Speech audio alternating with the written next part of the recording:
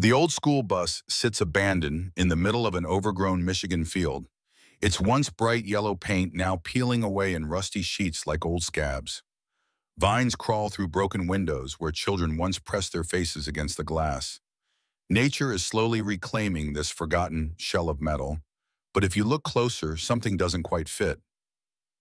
The structure beneath the decay is too solid, too purposeful. This isn't just any abandoned bus. Rain pounds against the corrugated roof in a relentless rhythm as lightning splits the November sky. Inside, a man huddles in the darkness, his weathered face catching brief illuminations of electric light. Marcus Sullivan, 52 years old, clutches his German shepherd close to his chest. Both of them are soaked to the bone. The dog's silver-gray coat gleams in the momentary brightness, intelligent brown eyes fixed on his master with unwavering devotion. Thunder crashes overhead, deep and violent. Marcus's breath catches. His pupils dilate.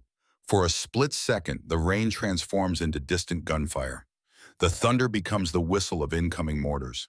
The rusted bus interior dissolves, replaced by the choking dust of Fallujah, the acrid smell of burning diesel, the screams of his engineering unit pinned down under enemy fire. The memories hit like shrapnel. Marcus is 28 again, crouched behind a damaged Humvee while his radio crackles with desperate voices. Sergeant Martinez calling for medevac. Corporal Johnson screaming about an improvised explosive device hidden under the bridge they were supposed to inspect. The bridge Marcus had designed the approach for. The bridge that was supposed to be safe. Marcus whispers through gritted teeth, "Not now. Stay with me, Rex. Stay with me." The German shepherd responds immediately, pressing his full weight against Marcus's chest. A warm, wet tongue licks his trembling hand. The pressure, the connection. It anchors Marcus back to the present moment. His breathing slows. The flashback recedes like a tide pulling back from a blood-soaked shore. Another flash of lightning illuminates the interior of the bus, and in that brief moment, Marcus sees what others would miss. Where most people would see only rust and ruin, his trained engineer's eye recognizes potential. Support beams still solid beneath decades of neglect. A chassis built to last. Windows that could be replaced. Floor joists that, despite the surface corrosion, maintain their structural integrity. But there's something else. Something that doesn't belong in a standard school bus. Near the driver's seat, a section of flooring that doesn't quite match the rest. Metal that's been cut and welded back together with the precision of someone who knew exactly what they were doing. In this moment of clarity, between thunder and lightning, a small flame ignites in Marcus's eyes. Not hope, not yet, but something close to it. Something like purpose. 6 months later, that same bus stands transformed. Gone is the rusted derelict. In its place sits a marvel of craftsmanship and engineering. Forest green paint gleams in the morning sunlight. New windows reflect the snow-covered field like mirrors. Solar panels crown the roof. A stone chimney releases a steady plume of white smoke into the crisp winter air. A carefully laid stone path leads from the gravel access road to hand-carved wooden steps at the entrance. But this story doesn't begin with success. It begins with failure. It begins with a man who gave everything to his country and found himself with nothing in return. The morning sun streams through half-empty apartment windows in Detroit, illuminating dust motes that dance like ghosts in the stale air. A calendar on the kitchen wall shows most days crossed out with red X's, with today's date circled in thick black marker. A formal eviction notice sits on the cracked Formica counter, the government seal stark against white paper like a tombstone inscription. Marcus Sullivan stands at military attention before his bathroom mirror. At 52, his posture remains ramrod straight, a habit burned into muscle memory by 24 years of Army service. His hair, once dark brown, is now heavily salted with gray, but still cut high and tight. The face staring back at him belongs to a man who has seen too much. Lines etched deep around eyes that rarely soften anymore. A thin scar runs along his jawline, a souvenir from an IED explosion outside Baghdad that took 3 members of his engineering unit and left him with a purple heart and wounds that never quite heal. The scar tells only part of the story. Marcus traces it with his finger, remembering the moment that changed everything. October 15th, 2007. His unit was building a temporary bridge to replace one destroyed by insurgents. Marcus had calculated the load-bearing requirements, supervised the placement of support pylons, double-checked every weld and bolt. It should have been routine. The explosion came from underneath, a secondary device the bomb disposal team had missed.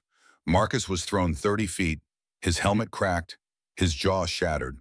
But the physical wounds healed. The three men who died in that blast, Rodriguez, Thompson, and 19-year-old Private Collins from Ohio, they never got that chance. He mechanically shaves with practiced precision, the routine offering comfort in a world that feels increasingly out of control. A slight tremor in his right hand betrays the struggle beneath his disciplined exterior. Shrapnel fragments still embedded near the nerve cluster, the VA doctors had explained. Nothing they could do about it. He compensates with his left hand, steadying himself as he has learned to do with so many things. Rex waits patiently by the bathroom door, never more than 10 feet from Marcus. The German Shepherd's intelligent eyes track every movement, alert for the subtle signs only he can recognize. The slight rigidity in Marcus's shoulders, the almost imperceptible quickening of breath that precedes an episode. The way Marcus's jaw tightens when he's fighting memories that want to surface. Rex isn't just a service dog. He's a guardian angel with 4 legs and a cold nose. Marcus rescued him from a military working dog program in Afghanistan during his 3rd tour. Rex had been injured in an IED blast that killed his handler, and the Army was planning to retire him. Marcus saw something in the dog's eyes that he recognized, the hollow look of a soldier who'd lost his unit, his purpose, his reason for fighting. They healed together in the relative safety of a forward operating base, 2 damaged warriors learning to trust again. When Marcus's tour ended, he pulled every string he could to bring Rex home with him. The paperwork took 8 months, but Marcus waited. Some bonds can't be broken by bureaucracy. A custom service dog vest hangs on a hook nearby, though Rex isn't wearing it now. The patches read, "Service dog, please do not pet," and "working." But Rex is always working, always vigilant, always ready to anchor his human back to reality when the past threatens to drag him under. Marcus opens the medicine cabinet. Inside, orange prescription bottles stand in a neat row like soldiers at attention.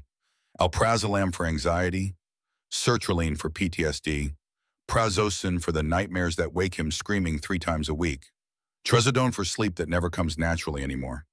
Each bottle represents a different attempt by the medical establishment to chemically manage what war had broken. He stares at them for a long moment, his jaw tightening. The pills help sometimes. They blur the sharp edges of memory, make the flashbacks less vivid, the hypervigilance more manageable. But they also make everything else blurry too. His thinking, his reflexes, his ability to feel anything beyond a medicated numbness. With deliberate motion, he closes the cabinet without taking a single pill. Not today. Need to stay sharp. The apartment is sparse, already half-packed.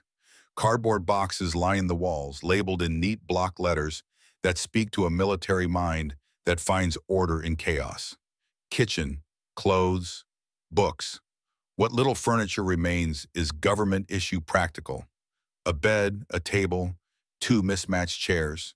No decorations, no personal touches except for a single frame photograph on the nightstand. The photo shows Marcus in desert camouflage, his arm around a younger woman with his same determined chin and intelligent eyes. Sarah, his daughter, a psychiatric resident at Detroit Medical Center, trying to heal other people's minds while watching her father's slowly fragment.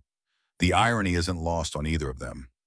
Sarah had been 10 when Marcus deployed for his first tour in Iraq. He missed her birthday, her school play, her first broken heart.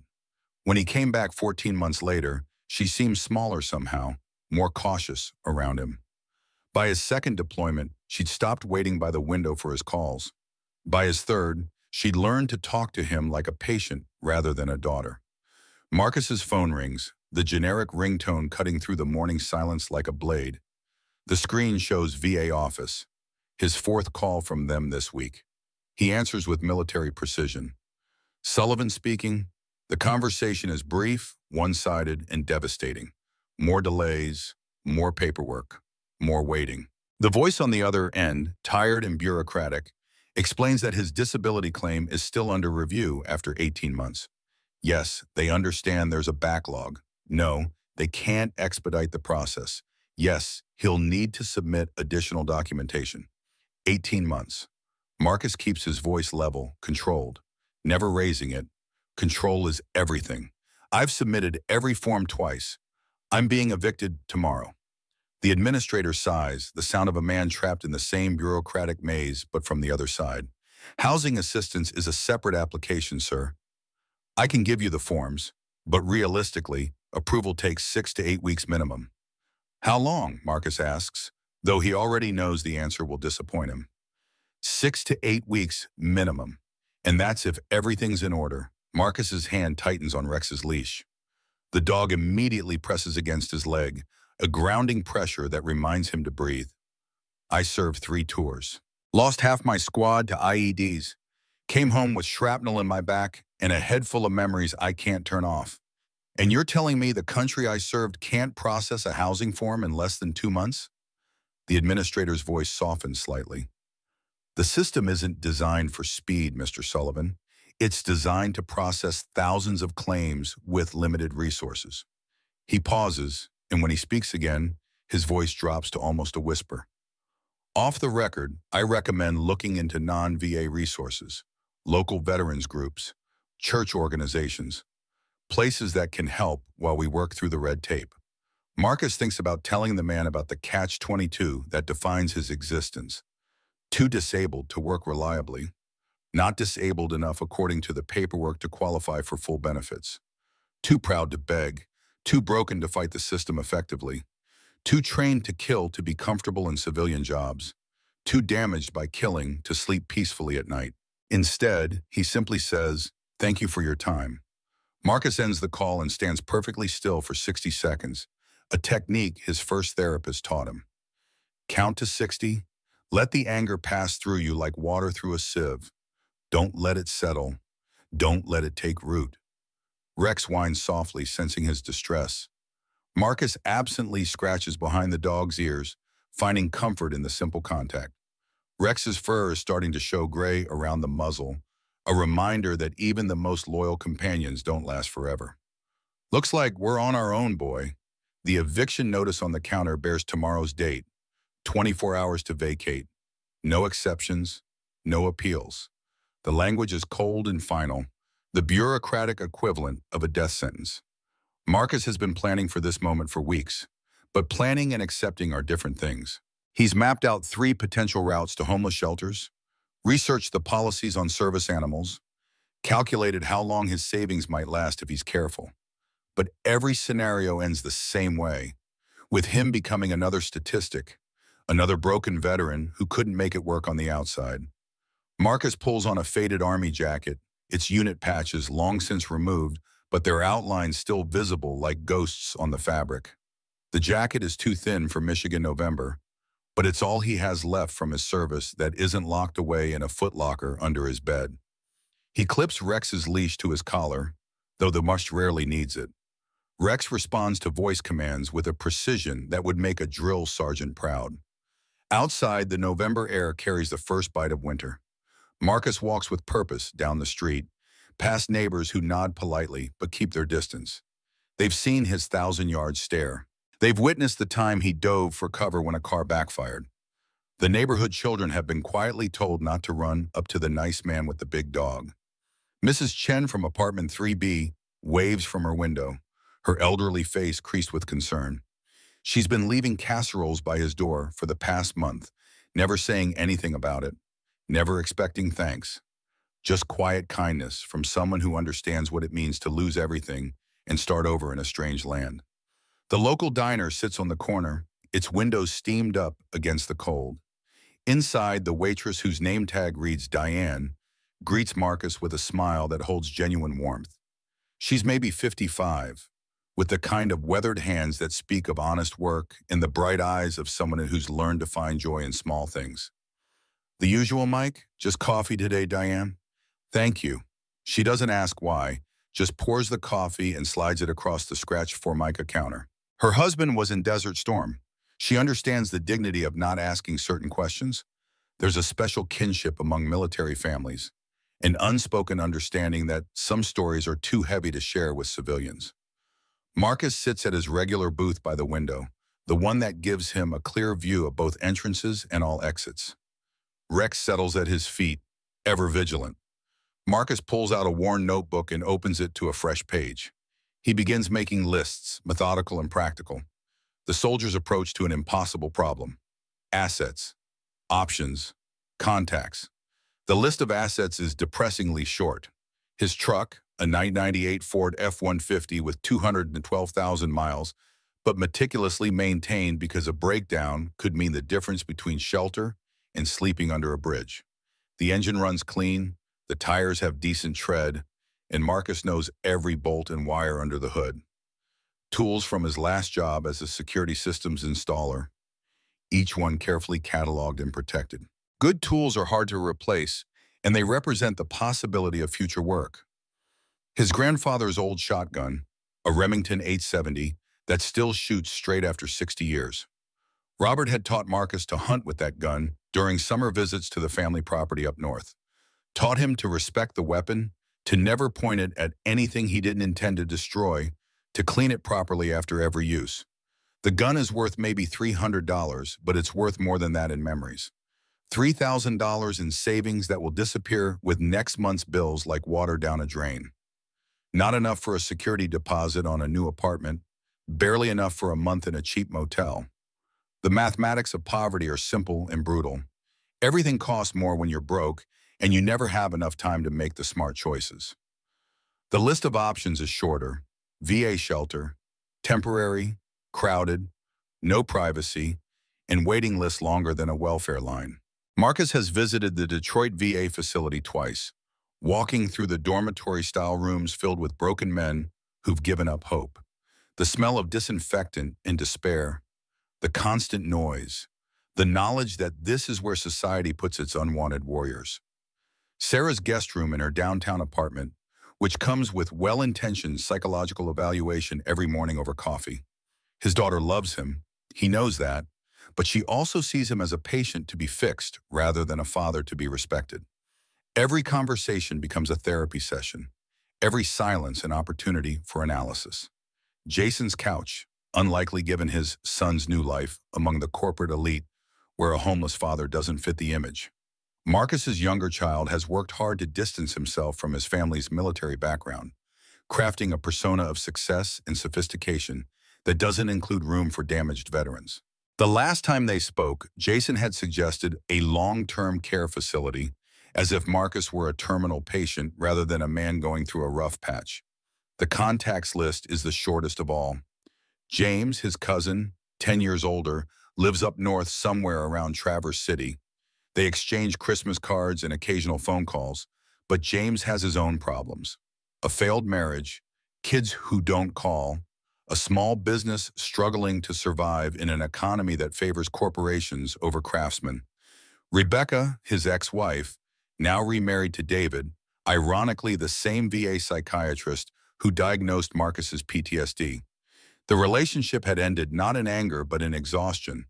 Rebecca, worn down by years of living with a man who woke up screaming, who couldn't handle crowds, who jumped at sudden noises and saw threats in every shadow. David is a good man who can give Rebecca the stability Marcus never could. Two names from his old unit who might answer if he called: Rodriguez and Thompson.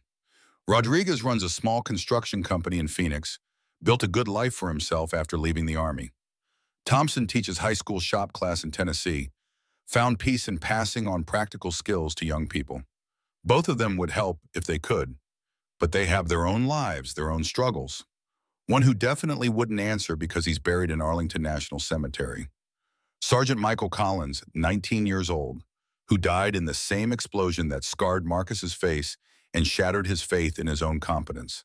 Collins had been planning to marry his high school sweetheart when he got home, wanted to be a teacher like his father. Marcus stares at the nearly empty page. A soldier plans for contingencies, prepares for worst-case scenarios. But this slow-motion collapse of his civilian life has outflanked him at every turn. The enemy he can't see, can't fight, can't defeat with superior firepower or tactical brilliance. Diane refills his coffee without asking and places a slice of apple pie beside it. On the house, she says before he can object. My Charlie always said apple pie fixes what medicine can't. Marcus nods his thanks, not trusting his voice. The small kindness almost undoes him. In a world that seems determined to grind him down, these moments of human compassion hit harder than enemy fire ever did. His phone buzzes, a text message from an unknown number. Heard about your situation. There's something your grandfather left for you. Come to Grayling when you are ready. Frank Williams. Marcus stares at the message. Frank Williams. The name triggers a memory from childhood summers. An older man with calloused hands and patient eyes who taught him how to fish and split firewood. His grandfather Robert's friend and neighbor. A Korean War veteran who understood things about war that couldn't be explained to civilians. Frank had been there during those golden summers when Marcus was 10, 11, 12 years old. Before his parents' divorce, before the move to Detroit, before the world became complicated and dangerous. Frank had shown Marcus how to read the water for the best fishing spots, how to split kindling with an axe, how to build a fire that would burn all night with just a few logs. More importantly, Frank had shown Marcus what it looked like to be a man who'd been to war and come home whole. Not undamaged, Marcus could see the slight tremor in Frank's left hand, the way he sometimes stared off into the distance when he thought no one was watching, but whole in the ways that mattered, capable of kindness, able to laugh at simple jokes, still willing to believe in the basic goodness of people. He types back, "Who is this? How did you get this number?" The response comes quickly. "Your grandfather's neighbor. Sarah gave me your number. She's worried. Robert left something specific for you. Something that might help."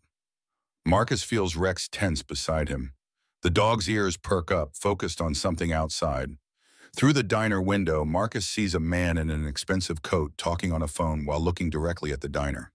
When their eyes meet through the glass, the man quickly turns away and walks toward a black SUV.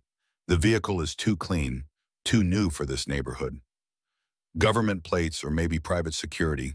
Marcus's paranoia kicks into high gear, the same instinct that kept him alive through 3 combat deployments. Someone is taking an interest in his movements, and that's never a good sign. Paranoia or survival instinct? After 3 tours in Iraq and Afghanistan, Marcus has learned not to ignore either. The line between appropriate caution and clinical paranoia is thinner than most people realize, especially when you've lived in a world where vigilance means survival. He finishes his coffee, leaves money on the table, including a generous tip for Diane, and walks outside with Rex. The black SUV is gone, but the feeling of being watched lingers like smoke. Marcus pulls out his phone and dials Frank Williams' number. "Frank, this is Marcus Sullivan, Robert's grandson." The voice that answers is weathered but warm, exactly as Marcus remembers it. "Marcus, been waiting for your call. How soon can you get to Grayling?" "What's this about, Frank?" "Something your grandfather wanted you to have. Something he said you'd need when you were ready to understand it."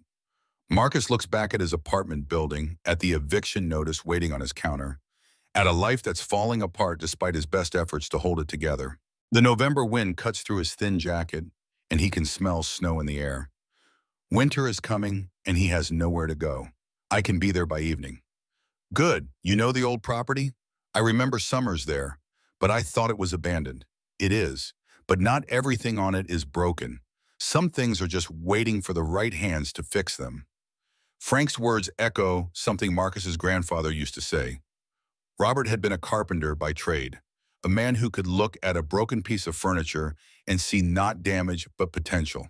He'd taught Marcus to see the world the same way, not as a collection of problems, but as a series of projects waiting for the right tools and the right touch. As Marcus drives out of Detroit that evening, Rex alert in the passenger seat, he can't shake the feeling that this isn't just about whatever his grandfather left behind. There's something larger at work here, something that connects his current crisis to events that happened decades before he was born. The city gives way to suburbs, then to farmland, then to the dense forests of northern Michigan. With each mile, the landscape transforms. Concrete and steel yield to rolling hills and towering pines. The radio remains off. Too many sounds trigger memories he'd rather keep buried. Marcus thinks about his grandfather as he drives. Robert Sullivan had been a quiet man, not given to long speeches or emotional displays, but he'd had a way of teaching through action, of showing rather than telling. He'd taught Marcus to use tools properly, to measure twice and cut once, to take pride in work done well. Robert had also been a veteran, though he rarely spoke about his service in World War II. Sometimes, late at night when he thought the boy was asleep, Marcus would hear his grandfather talking to Frank about things that happened in France and Germany, in places where young American men learned what war really meant. The few times Robert had mentioned the war directly, it was always in the context of building something better. He'd seen enough destruction, he said. The rest of his life would be about creation, about leaving the world a little better than he'd found it. Near midnight, Marcus turns onto a gravel road that winds through dense forest. His headlights cut through the darkness, illuminating a path he hasn't traveled in over 20 years. The road hasn't been maintained in decades, growing narrower with each passing mile. Branches scrape against the truck's sides like fingers trying to pull him back. The forest is alive with sounds, owls calling, branches creaking, the rustle of small animals moving through underbrush. Rex sits alert in the passenger seat, his ears swiveling to track each sound. The dog's presence is comforting, a reminder that Marcus isn't facing this journey alone. Finally, the trees open up to reveal a clearing bathed in moonlight. The ruins of what was once his grandfather's farmhouse stand like broken teeth against the night sky. 3 generations of family history slowly returning to the earth. The house where Robert had raised Marcus's father, where summer vacations had been spent learning the skills that no school could teach. But Marcus isn't here for the house. Frank's directions had been specific. Look for the bus behind the old workshop. He parks and steps out, Rex immediately beginning to explore with the methodical patience of a trained military working dog.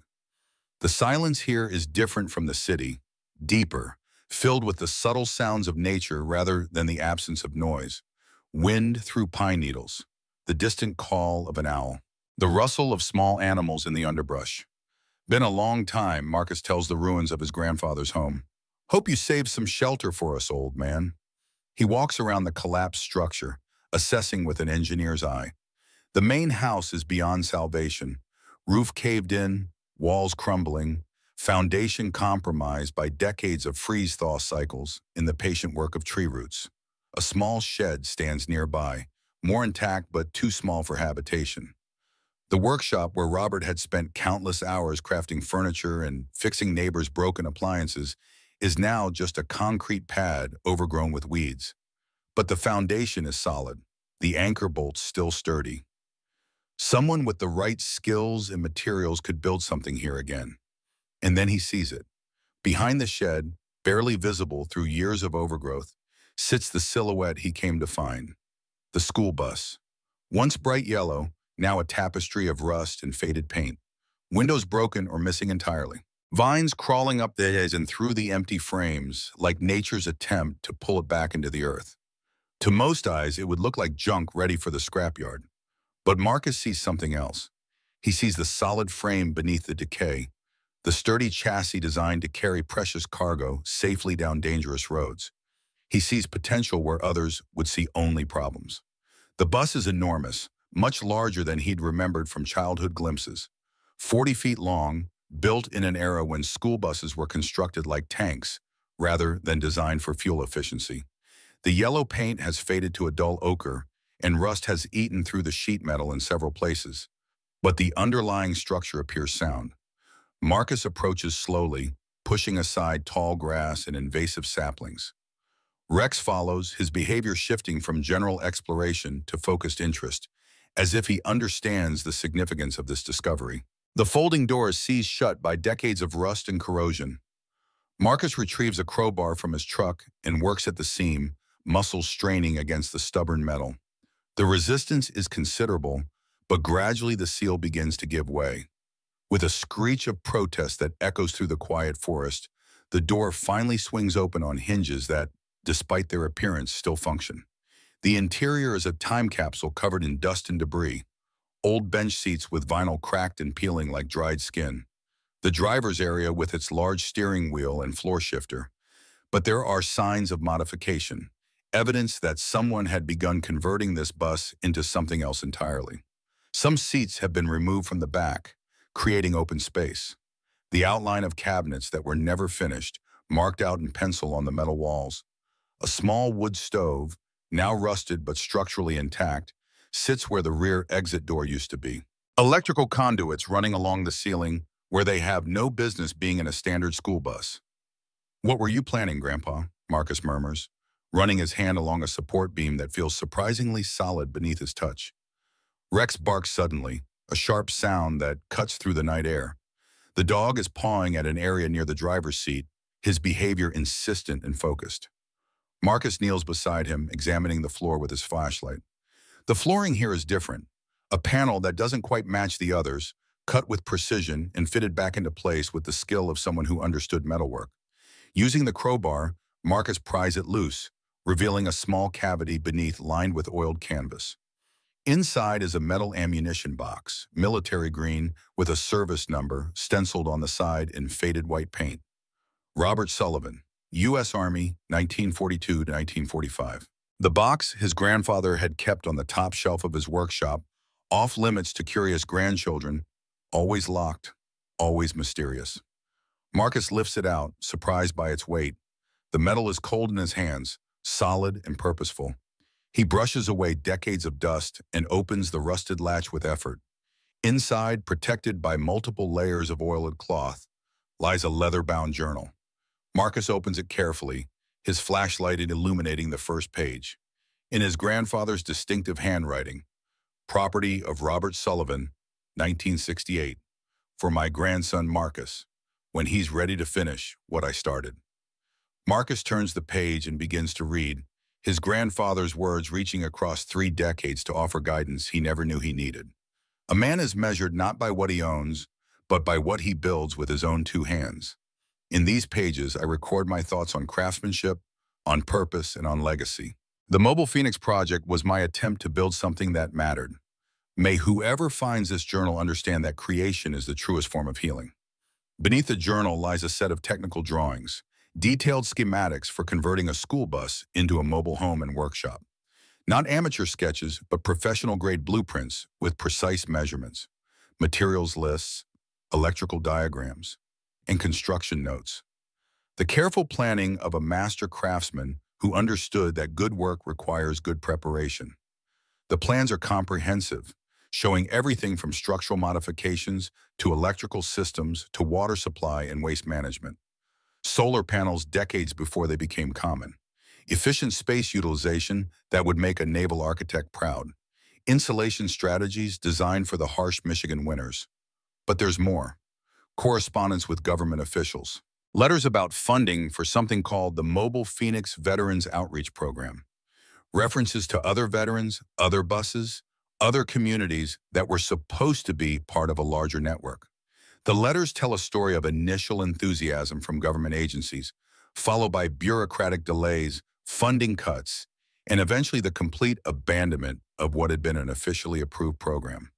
There are hints of political pressure, of someone wanting the project stopped, of Robert's growing frustration with obstacles that seemed deliberately placed in his path. And at the bottom of the box, a letter addressed simply, Marcus. His hand shakes slightly as he opens it, reading his grandfather's final message by flashlight in the ruins of an abandoned bus. If you're reading this, it means I'm gone and you've found your way home. I know the road that brought you here wasn't easy. Wars change a man, Marcus. They change him in ways that people who haven't been there can't understand. I know because I walked that road too, came home from my war feeling like a stranger in my own skin. This bus was my salvation. Not just the building of it, but what it represented. Purpose, hope, the chance to turn destruction into creation, to use my hands for healing instead of hurting. The Phoenix Project wasn't just about helping other veterans. It was about helping myself by helping them. The government approved the project in 1968. We had funding, official backing, everything we needed to make it work. But then something changed. The funding disappeared. Officials stopped returning calls, and I started getting warnings to abandon the project.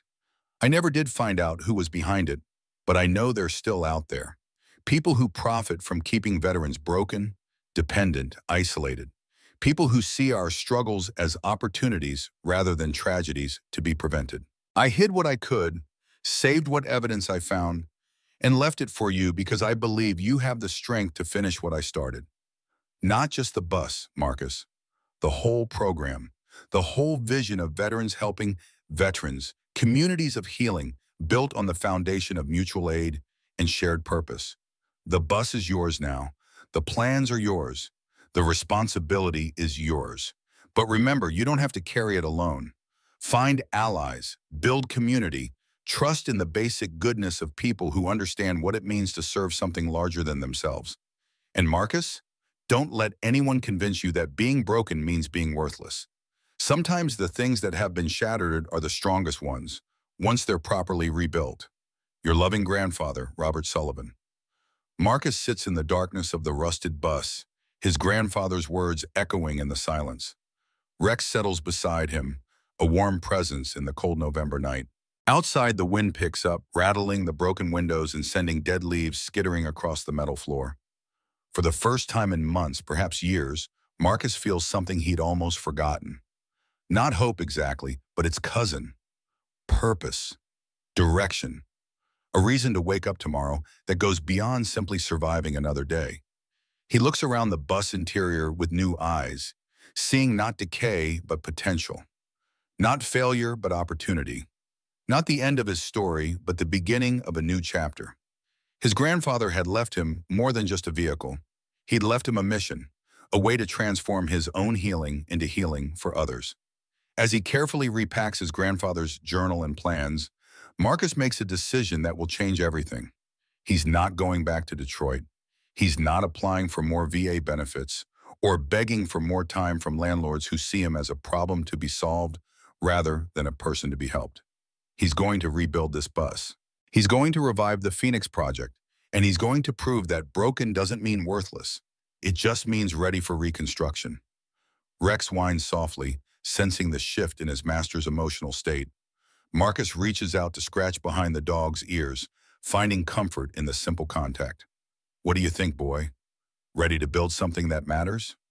Rex's tail thumps against the metal floor, the sound echoing through the empty bus like a drum beat, like the beginning of a march towards something better. As Marcus spreads his sleeping bag in the back of his truck and Rex settles on the passenger seat, both of them preparing for their first night in their new home, Marcus feels something he hasn't experienced since before his last deployment. He feels like he has a mission again. Not one assigned by commanding officers or dictated by military necessity, but one chosen freely, one that promises to heal rather than destroy. Tomorrow, he'll begin the work of resurrection. Tonight, he sleeps peacefully for the first time in years, dreaming not of explosions and death, but of creation and hope. The first light of dawn filters through the bare branches surrounding the clearing, casting long shadows across the frost-covered ground. Marcus wakes to the sound of Rex's low growl, a warning that someone is approaching. Through the truck's rear window, he sees an old pickup bouncing down the rutted gravel road, its exhaust pipe coughing white vapor into the cold morning air. The truck parks beside Marcus's F-150, and a man emerges slowly, favoring his left leg. Frank Williams looks exactly as Marcus remembers, only older. 72 now, with silver hair beneath a worn baseball cap and hands that speak of 6 decades of honest work. His eyes are the same, though, sharp, kind and holding secrets that only other veterans would understand.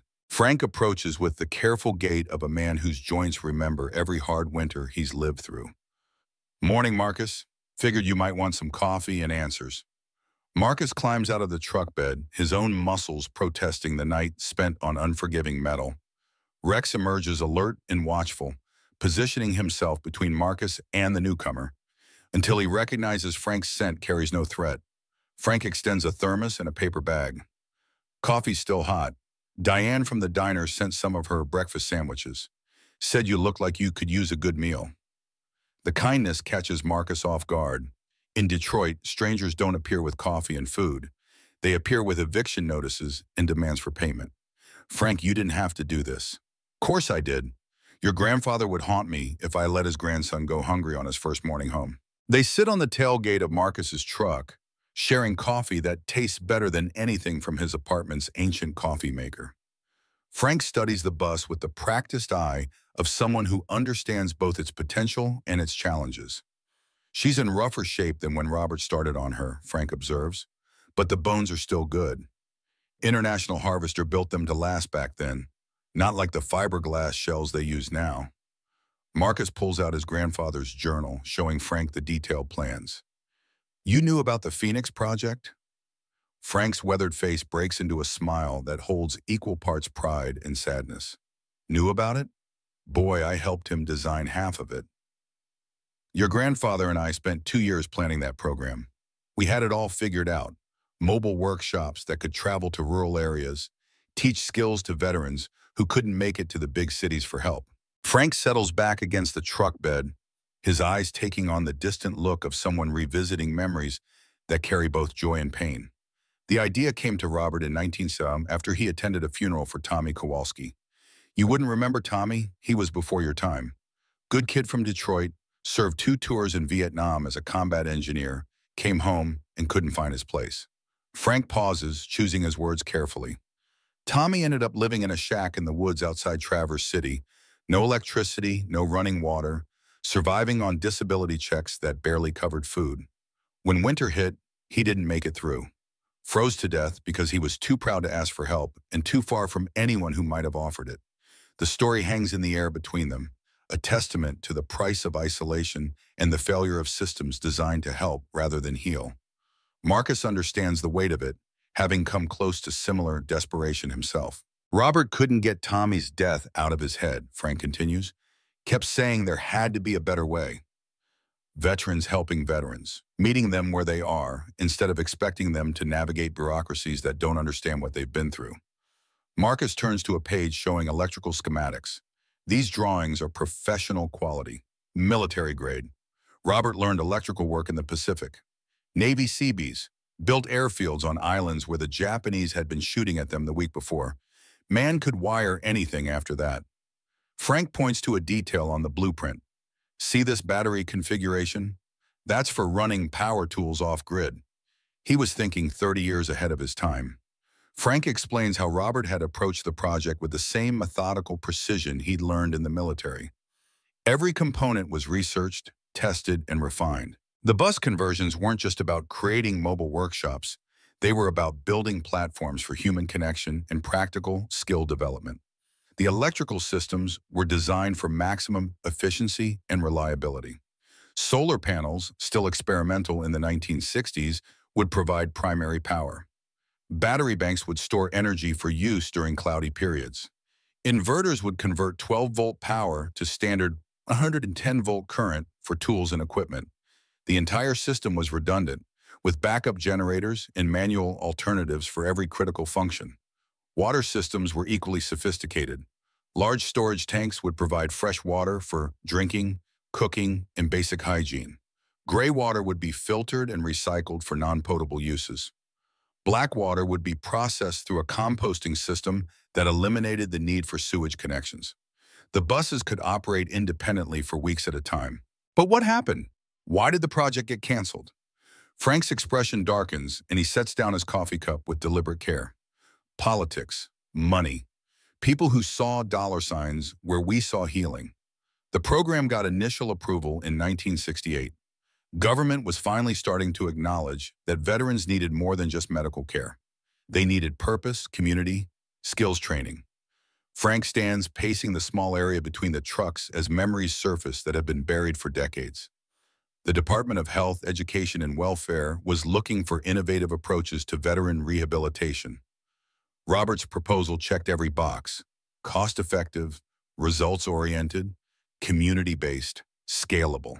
The initial funding came through something called the Community Action Program, part of the War on Poverty.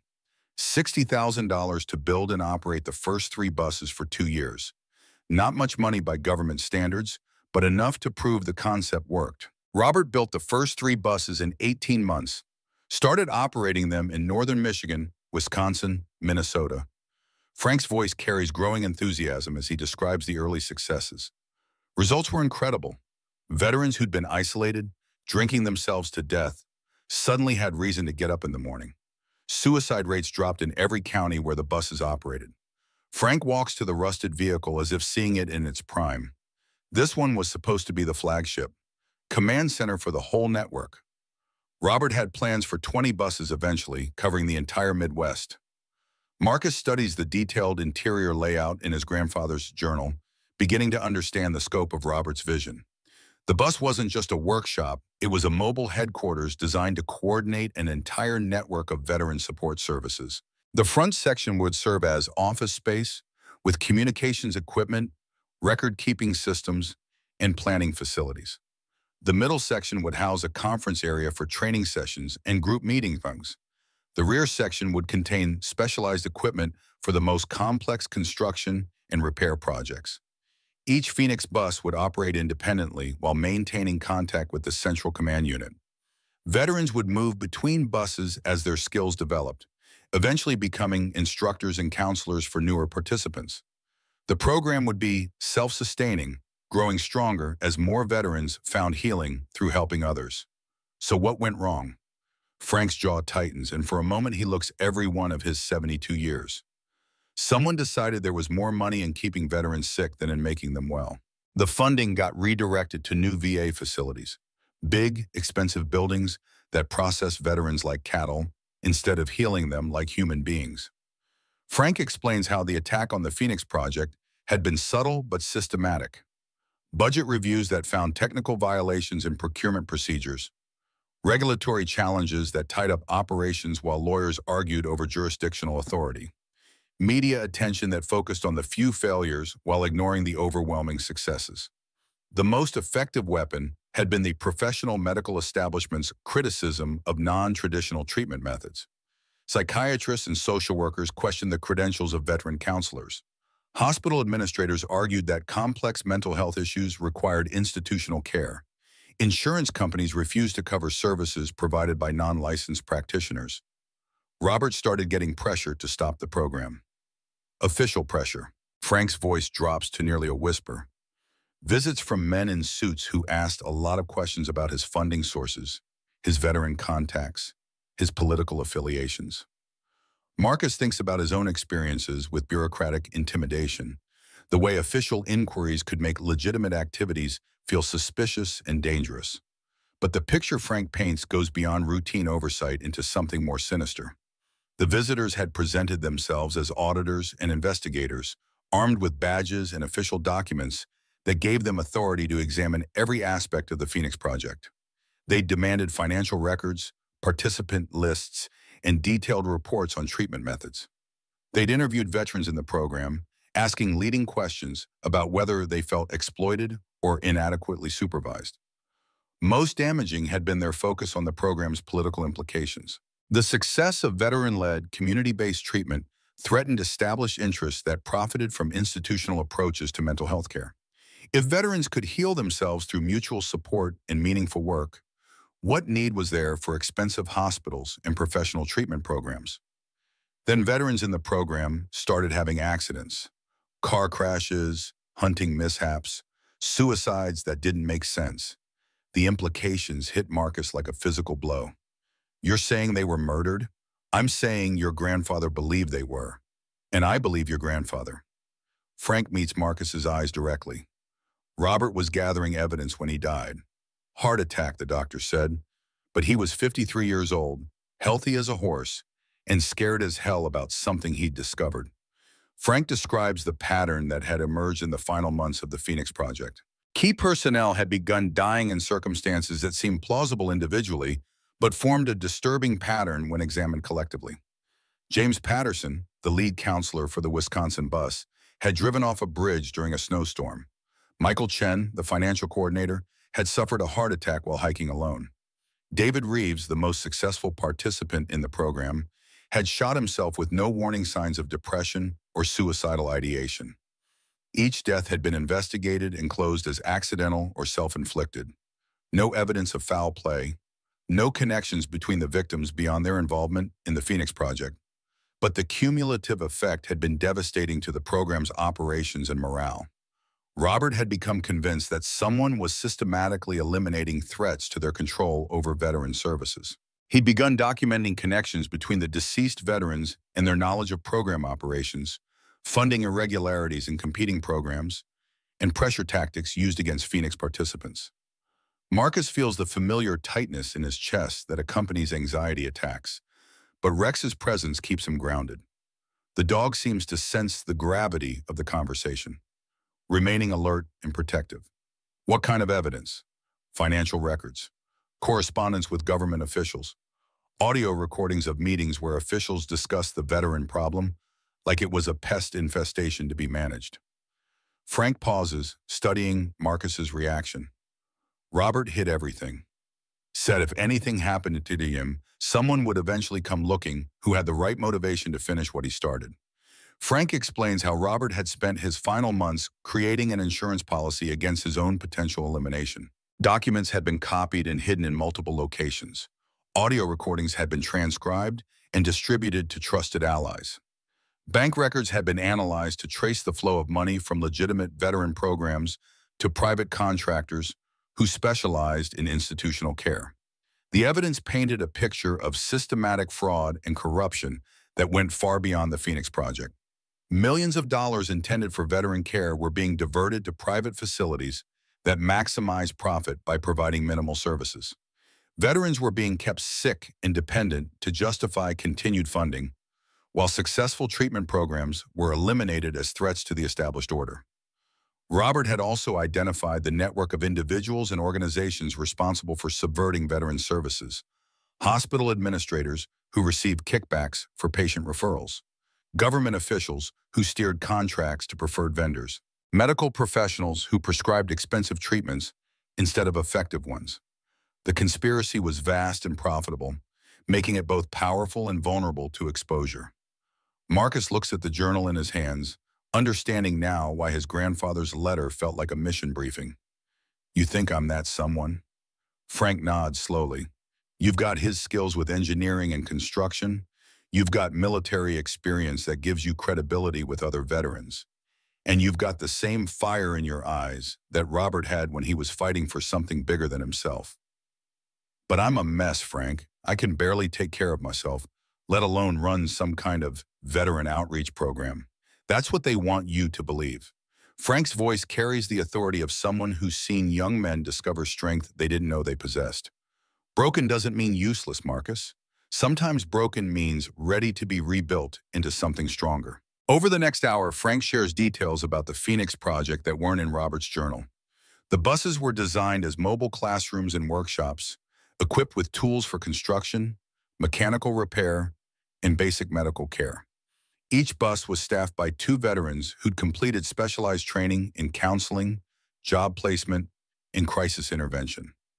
The training program had been rigorous and comprehensive, combining traditional counseling techniques with military leadership principles and practical skills development. Veterans learned to recognize signs of depression, anxiety, and suicidal ideation in their peers. They practiced active listening and crisis intervention. They studied job market trends and developed relationships with employers who valued military experience. But the core of the program was peer support based on shared experience. Veterans trusted other veterans in ways they couldn't trust civilian counselors, no matter how well-trained or well-intentioned. The Phoenix counselors had walked the same roads, faced the same demons, struggled with the same challenges of reintegration into civilian society. The key was meeting veterans where they were, rather than expecting them to navigate complex bureaucracies in unfamiliar cities. Rural veterans especially often lived hours from the nearest VA facility and had no reliable transportation.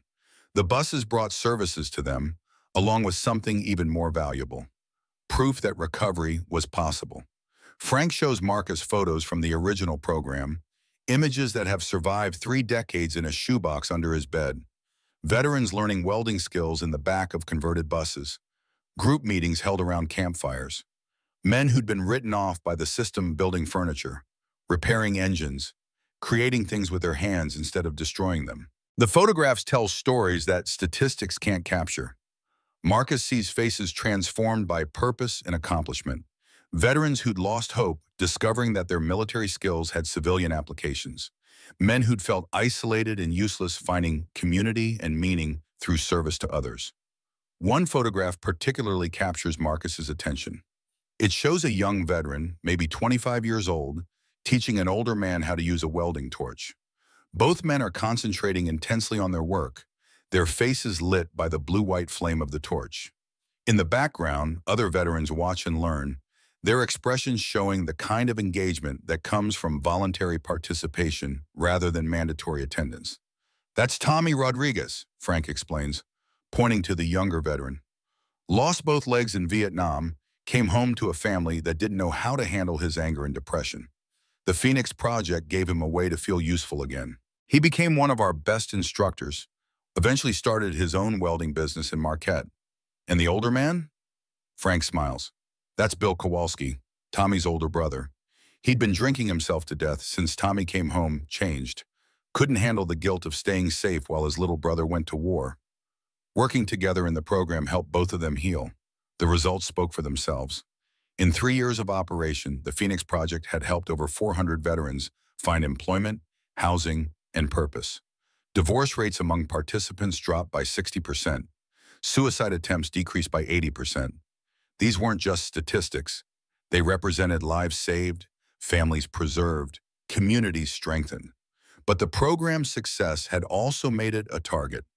Frank explains how certain contractors and medical providers had been profiting from veteran dysfunction. Every veteran who got clean and sober, who found steady work and stable housing, represented lost revenue for someone in the industry of managing human misery. The business model was simple and profitable. Keep veterans sick and dependent, then bill the government for expensive treatments that address symptoms without curing causes. A veteran who recovered completely was worth nothing to the system. A veteran who required ongoing care was worth hundreds of thousands of dollars over a lifetime. The pressure to shut down Phoenix had come from multiple directions. Budget cuts justified by fiscal responsibility. Regulatory challenges that tied up operations and legal red tape. Media campaigns that questioned the effectiveness of non-traditional treatments. Professional organizations that criticized the use of non-licensed counselors. And finally, the accidents that removed key personnel from the program. Marcus absorbs this information with the methodical patience of a soldier receiving a mission briefing. The scope of what his grandfather had attempted and what had been done to stop him is staggering. But rather than discouraging him, the knowledge strengthens his resolve. If the program worked before, it can work again. Marcus studies the bus plans with new understanding. These designs aren't just blueprints, they're proof of concept. Frank grins, recognizing something in Marcus's tone that wasn't there before. "Now you're thinking like your grandfather, but this time we do it smarter. We don't rely on government funding or official approval. We build something that can't be shut down by bureaucrats who've never served a day in their lives." They spend the morning walking through the bus, with Frank pointing out modifications Robert had already begun. The rear section had been gutted and reinforced to support heavy equipment. Electrical conduits were in place for 12-volt and 110-volt systems. Water tanks and waste management systems had been roughed in, but never completed. Frank opens access panels that Marcus hadn't noticed, revealing the sophisticated infrastructure Robert had installed. Wiring runs through the walls and ceiling in organized bundles, each circuit labeled and protected by appropriate breakers. Plumbing rough-ins are positioned for maximum efficiency and minimal maintenance. Structural reinforcements are placed precisely where heavy equipment would create stress points. The level of planning and preparation is remarkable. Robert had clearly spent months designing every system before beginning installation. Nothing was left to chance or improvisation. Every component served multiple purposes. Every system had backup alternatives. Every design decision was documented and justified. The work required would be extensive, but Marcus's engineering training helps him see solutions rather than just problems. Solar panels could provide primary power with a generator for backup. Propane would handle heating and cooking. A composting toilet would eliminate the need for complex plumbing. The design was elegant in its simplicity. Everything needed for independence. Nothing wasted on luxury. Frank produces a set of keys from his pocket. These unlock the workshop behind the house. Robert's tools are still there, along with some materials he ordered before he died. He tosses the keys to Marcus. "Consider it your inheritance." The workshop is a testament to Robert's craftsmanship and attention to detail. The building itself is solid and well-maintained, with a concrete floor, adequate lighting, and ventilation systems that still function after 3 decades. Hand tools hang in precise order on pegboard walls, each outline traced in marker to ensure proper storage. Power tools sit clean and ready under protective covers, their electrical cords coiled and secured. Lumber is stacked and labeled by species and grade, properly dried and stored to prevent warping.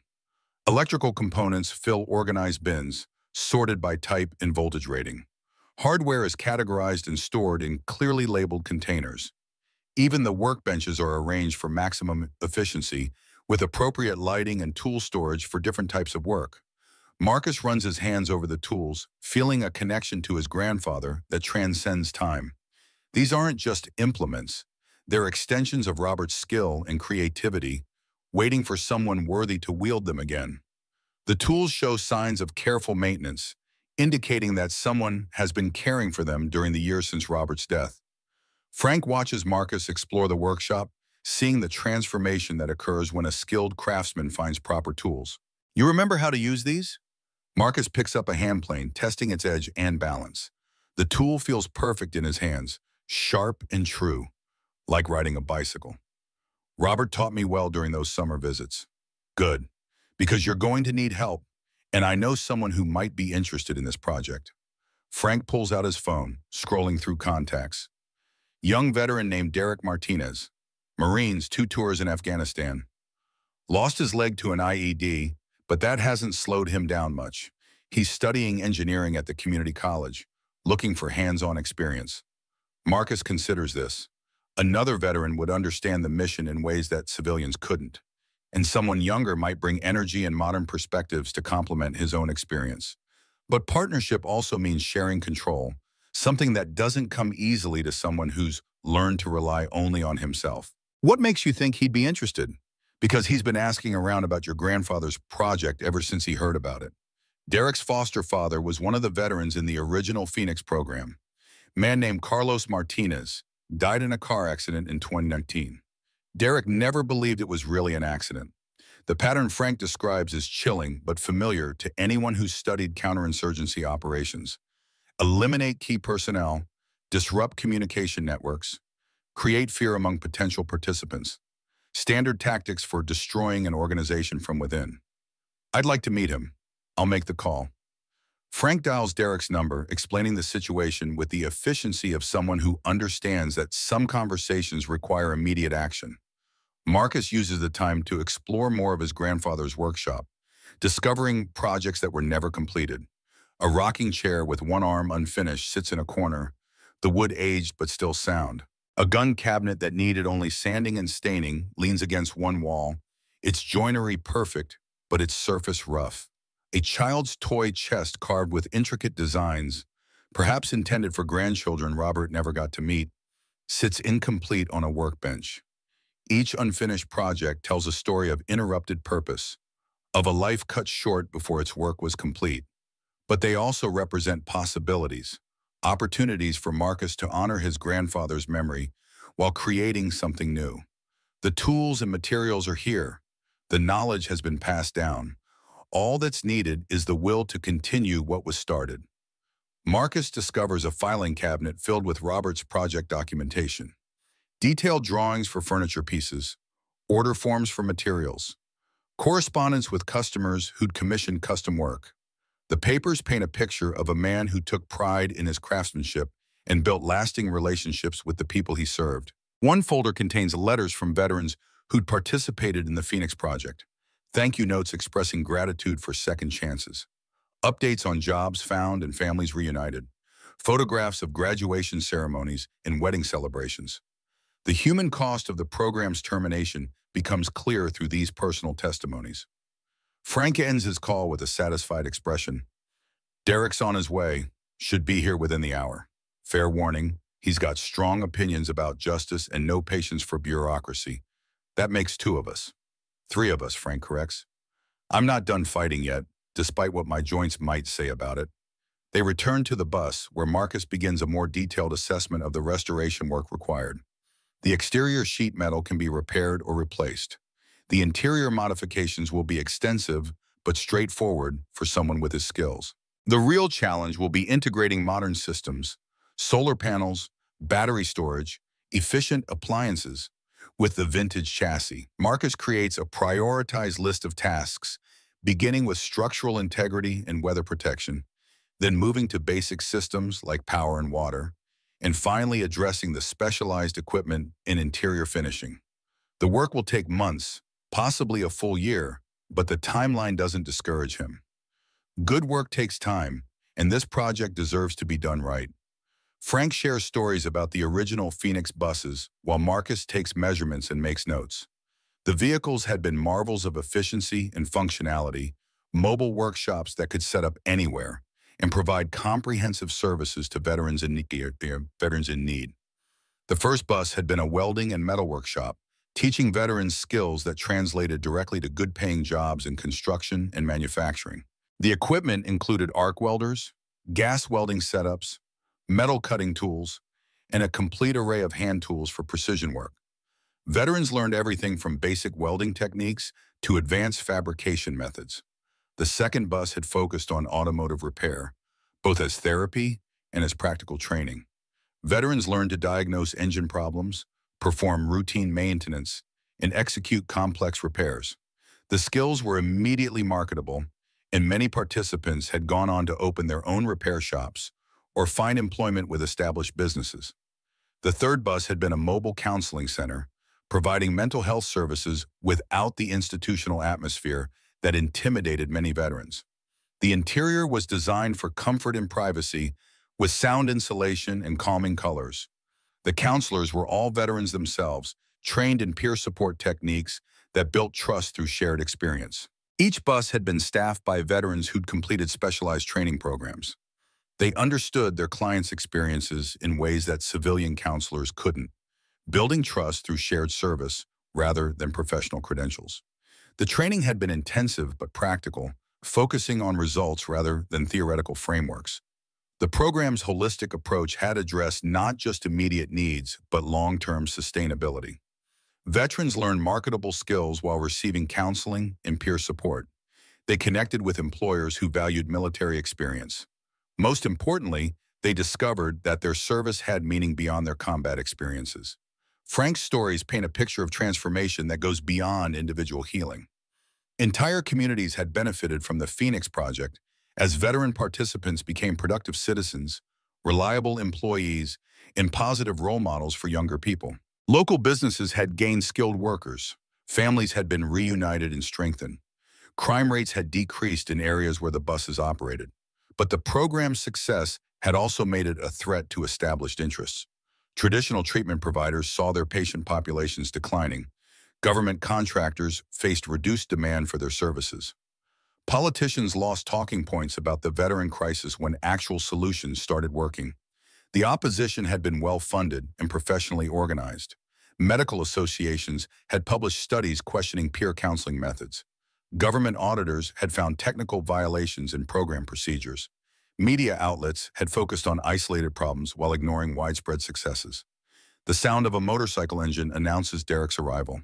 Marcus watches a young man dismount from a modified Harley-Davidson, his movements displaying the fluid adaptation of someone who's learned to compensate for physical limitations without letting them define his capabilities. Derek Martinez is compact and muscular, with the alert bearing of a professional soldier. His prosthetic left leg is state-of-the-art carbon fiber, more tool than impediment, dark hair and intelligent eyes that miss nothing. When he speaks, his voice carries the confidence of someone who's faced worse challenges than anything civilian life can offer. Frank makes introductions while Derek studies the bus with professional interest. The young Marine's questions demonstrate both technical knowledge and strategic thinking, probing not just the mechanical aspects of restoration, but the operational philosophy behind the project. "So you're really going to rebuild this thing?" Derek's tone is skeptical, but interested. That's the plan. Marcus appreciates directness after months of civilian attempts to manage his emotions rather than address his problems. "And you think it'll work? The same program they shut down 40 years ago?" I think the reasons they shut it down are the same reasons it needs to exist again. Marcus meets Derek's challenging gaze. The system isn't designed to heal veterans. It's designed to manage them. Big difference. Derek nods slowly, recognizing truth when he hears it. My foster father used to say the same thing. Carlos Martinez. He was in the original program before they killed it. Frank and Marcus exchanged glances. The younger veteran's directness about his foster father's death suggests he's given considerable thought to the circumstances surrounding it. You think his accident wasn't really an accident? Marcus asks. I think there were too many accidents for them to be coincidental. Derek's voice carries controlled anger. Carlos was a careful driver, maintained his vehicle meticulously, never took unnecessary risks. Then one day he drives into a concrete abutment at 60 miles per hour. No skid marks, no evidence of mechanical failure, no alcohol or drugs in his system. Derek explains his own investigation into Carlos's death, research that led him to discover the original Phoenix Project in the pattern of mysterious accidents that had eliminated key personnel. Financial analysis of the victims' accounts had revealed unusual activity in the weeks before their deaths. Large withdrawals, closed accounts, behavior suggesting they were preparing to disappear rather than die. The investigation had consumed 3 years of Derek's life, conducted in parallel with his engineering studies and physical rehabilitation. He'd learned to use databases and public records, developed contacts in law enforcement and journalism, and built a comprehensive picture of the conspiracy that had destroyed the Phoenix Project. The deeper Derek dug, the more convinced he became that someone had systematically eliminated threats to their profitable management of veteran dysfunction. The accidents had been too convenient, too well-timed, too effective at removing exactly the right people to cripple the program. Derek had identified connections between the victims that went beyond their participation in Phoenix. Many had been collecting evidence of fraud in other veteran programs. Some had been preparing to testify before congressional committees. Others had been organizing independent advocacy groups that threatened established interests. The pattern suggested a sophisticated operation with resources and connections throughout the government and medical establishments. The perpetrators had access to financial records, travel itineraries, and personal information that should have been confidential. They had the capability to arrange accidents that would pass official investigation and the patience to wait for optimal opportunities. But Carlos had been smart. Before he died, he'd hidden documents and recordings related to the Phoenix Project, insurance against the forces he knew were hunting him. Derek had spent 3 years following clues his foster father had left, eventually leading him to Frank and the connection to Robert Sullivan's work. I've been waiting for someone to restart this program, Derek explains. Someone with the skills and credibility to make it work. When Frank called, I dropped everything to get here. Marcus studies the young veteran, recognizing something of himself in Derek's intensity and determination. The Marines had trained Derek well. He thought strategically, planned thoroughly, and executed decisively. More importantly, he understood the mission on a personal level that went beyond professional interest. What exactly are you proposing, Marcus asks. Partnership. Derek's response is immediate and confident. You've got the engineering expertise and the family connection to Robert's work. I've got the business skills and the investigative background to keep us from making the same mistakes that got the original program shut down. Frank listens to this exchange with obvious satisfaction, recognizing the moment when a plan begins to coalesce around the right combination of people and circumstances. Derek continues outlining his vision for a new Phoenix Project, updated for modern realities but faithful to Robert's original principles. Mobile workshops and counseling centers, staffed by veterans serving rural and underserved communities where traditional VA services don't reach. But this time they'd build multiple funding streams and legal protections that couldn't be easily disrupted. Corporate sponsorships from companies that genuinely wanted to hire veterans, partnerships with trade unions that needed skilled workers, revenue from teaching marketable skills to paying customers, subsidizing free services for veterans in need. Derek's business plan is comprehensive and realistic, addressing the financial vulnerabilities that had made the original program susceptible to budget cuts. Multiple revenue streams would provide stability and independence. Legal incorporation would protect assets and limit liability. Media relationships would ensure positive coverage and public support. The key would be proving the model worked on a small scale before expanding. Start with one bus, serve one community, document every success and challenge. Build credibility through results rather than promises, creating something too valuable for any community to lose and too successful for critics to dismiss. Marcus finds himself drawn to Derek's combination of idealism and pragmatism. The younger veteran has clearly thought through the strategic challenges that had defeated the original program, developing approaches that could withstand political pressure and bureaucratic interference. We'd need more than just the two of us, Marcus observes. Derek grins, already working on that. I know veterans with different specializations: counseling, job placement, legal advocacy, media relations, people who've been waiting for the right opportunity to make a real difference. Frank adds his own resources to the growing coalition: contacts in the construction industry who could provide materials and training opportunities, local businesses willing to hire veterans with proper skills, certification, political allies who'd learned to support veteran programs that actually worked rather than just looking good in press releases. As the three men plan, Marcus feels something he hasn't experienced since his last deployment: the sense of being part of something larger than himself, something worth fighting for. The Phoenix Project isn't just about rebuilding a bus or even helping other veterans. It's about proving that broken systems can be fixed, that problems can be solved, that hope isn't just wishful thinking, but the foundation for meaningful action. Derek pulls out a tablet, showing them research he's compiled about current veteran needs and successful intervention programs around the country. His data confirms what Frank and Robert had discovered decades earlier. Veterans respond better to peer support than professional treatment, hands-on learning than classroom instruction, community integration than institutional isolation. The statistics are sobering but motivating. 22 veterans commit suicide every day in the United States. Unemployment rates among recent veterans are significantly higher than the general population. Homelessness, substance abuse, and family breakdown affect veterans at alarming rates. The current system is failing on every measurable level. But Derek's research also identifies success stories, programs that work because they address root causes rather than symptoms, vocational training that leads to actual employment, peer counseling that builds trust and understanding, community integration that provides purpose and belonging. The Phoenix Project's approach isn't theoretical. It's proven effective when implemented properly. The conversation extends through the afternoon, covering everything from technical specifications to legal structure to operational philosophy. By evening, they have outlined a comprehensive plan for reviving the Phoenix Project, beginning with the restoration of Robert's bus and culminating in a network of mobile support centers serving the entire Midwest.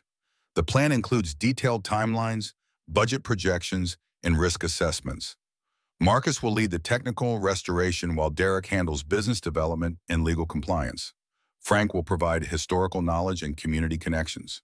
Additional team members will be recruited based on specific skills and experience. But the plan also acknowledges the dangers they'll face. Derek's research has identified the same financial interests that had opposed the original program, now grown larger and more sophisticated in their methods of maintaining profitable dysfunction among vulnerable populations. This won't be easy, Derek warns. There are people with billions of dollars invested in keeping the current system broken. They won't hesitate to use every tool at their disposal to stop us. Then we better build something they can't stop, Marcus responds. Something too valuable to the community, too successful to ignore, too well protected to attack directly. Frank stands, stretching joints that have protested the long day of planning and discussion. Your grandfather would be proud. You're thinking like him, not just about the immediate problem, but about changing the whole system. As darkness falls over the clearing, the three veterans stand before the rusted bus that will soon become the symbol of their resistance to a system that profits from despair. The vehicle represents more than just a restoration project. It's a declaration of independence from institutions that have failed them, a commitment to building something better with their own hands. Tomorrow, the real work begins. Technical challenges will test Marcus's engineering skills. Financial obstacles will require Derek's business acumen. Political opposition will demand Frank's strategic wisdom. But tonight, for the first time in years, Marcus falls asleep with a clear sense of purpose and the knowledge that he's no longer fighting alone. Rex settles beside his sleeping bag, the dog's presence a reminder that loyalty and devotion transcend the wounds that war inflicts on both man and beast. In the distance, an owl calls through the forest, a sound that speaks of ancient wisdom and patient watching, of predators who hunt in darkness but serve the balance that keeps the world whole. The stars shine bright in the clear November sky, their light undimmed by the city's glow. Marcus looks up at the constellations his grandfather had taught him to recognize during those long-ago summer nights, finding comfort in their unchanging patterns. Some things endure. Some fights are worth having. Some dreams are worth the risk of everything. 3 weeks into the restoration work, Marcus stands knee-deep in the mechanical entrails of what will soon become the Phoenix Project's flagship vehicle. His hands are black with grease, his back aches from hours spent in cramped positions, but his eyes hold a clarity that's been absent for years. The bus transformation has become a meditation in metal and purpose, each repaired component bringing him closer to something that feels like redemption. Derek arrives each morning at 7 sharp, his motorcycle announcing his presence long before he appears through the tree line. The young Marine has proven invaluable, his engineering studies providing theoretical knowledge that complements Marcus's practical experience. Together, they've made remarkable progress on systems that seemed impossibly complex just weeks ago. Today feels different, though. Derek's usual enthusiasm is tempered by something that looks like concern, maybe fear. He parks his bike and approaches with the measured gait of someone carrying heavy news. "We need to talk," Derek says without his usual morning greeting. "Not here. Too exposed."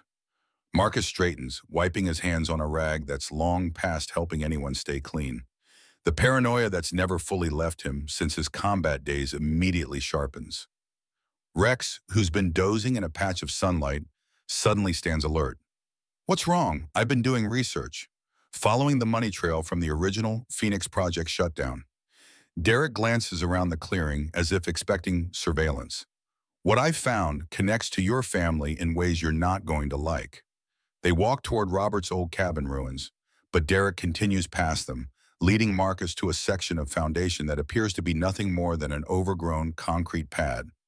Derek kneels beside what looks like a storm drain cover, but when he lifts it, Marcus sees metal steps descending into darkness. "Your grandfather didn't just hide documents in that ammunition box," Derek explains. "He built a whole archive down here. Carlos told me about it before he died, but I could never find it until I started mapping the property with ground-penetrating radar. The underground chamber is larger than Marcus expected, easily 12 feet square with a ceiling high enough to stand upright. The walls are lined with filing cabinets, their metal surfaces showing no signs of rust despite decades of abandonment. A ventilation system, still functional, keeps the air fresh and dry. Derek activates battery-powered LED lights, revealing the scope of Robert's hidden archive. Hundreds of files, boxes of photographs, audio recording equipment, and multiple copies of documents spread across different storage formats. This isn't just evidence collection. It's a comprehensive intelligence operation run by a single determined veteran. The bunker's construction speaks to Robert's military engineering background, reinforced concrete walls designed to withstand seismic activity, waterproof storage systems that have protected documents for 3 decades, climate control that maintains optimal temperature and humidity, emergency power systems with battery backups. This facility was built to preserve evidence until someone worthy could retrieve it. Marcus opens one filing cabinet at random, finding detailed financial records from the late 1960s, bank statements, government contracts, corporate formation documents, all meticulously organized and cross-referenced. Robert hadn't just suspected corruption in veteran programs. He documented it with the thoroughness of a professional investigator. "Look at this," Derek says, pulling out a reel-to-reel tape recorder and a box of labeled tapes. "Your grandfather recorded meetings, phone calls, even casual conversations with government officials. He was building a case that would have blown up the entire veteran care industry." They spend the next 3 hours exploring Robert's archive, each discovery more shocking than the last. Medical records showing veterans who'd been deliberately misdiagnosed to justify expensive treatments. Financial documents proving that government contracts were awarded based on kickbacks rather than quality of care. audio recordings of officials discussing veterans like livestock to be managed rather than human beings to be healed. One audio recording particularly chills Marcus to the bone. A 1969 conversation between government officials and medical industry executives discussing the economic optimization of veteran dysfunction. The speakers casually debate whether certain veterans should be maintained in chronic states or eliminated as too expensive to manage long-term. The most damning evidence relates to something called the Veteran Dependency Management Protocol, a systematic approach to keeping veterans sick and dependent to maximize billing opportunities. The protocol included specific instructions for maintaining chronic conditions, preventing recovery, and eliminating veterans who showed signs of independent thinking or advocacy potential. Robert had discovered training materials for medical staff that taught them how to identify veterans who might recover too quickly or become advocates for other veterans. These high-risk patients were subjected to special protocols designed to worsen their conditions or eliminate them entirely through medical accidents or treatment complications. Marcus sits heavily on a metal stool, overwhelmed by the scope of what his grandfather had uncovered.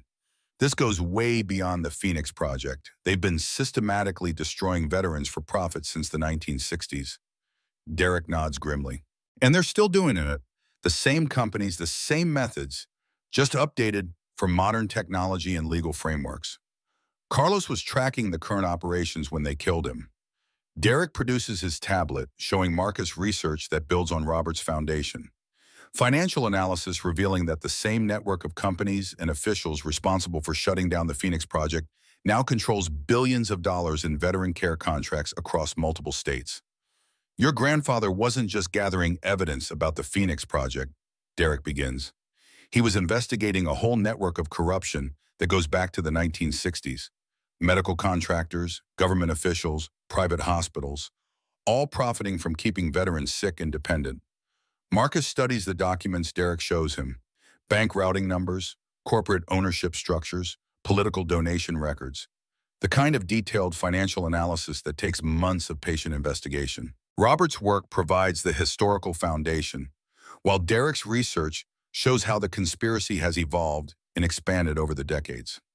Derek shows Marcus a complex organizational chart that maps the current conspiracy. At the center sits Northwood Medical, but connected to it are dozens of subsidiary companies, shell corporations, and political action committees. The network extends into pharmaceutical companies that produce expensive but ineffective medications, insurance companies that deny coverage for successful treatments, and lobbying firms that influence legislation to protect profitable dysfunction. Look at this. Derek points to a corporate filing from 1969. Northwood Medical Management Corporation, incorporated 3 months after the Phoenix Project was defunded. Primary business: managing residential treatment facilities for veterans with PTSD and substance abuse issues.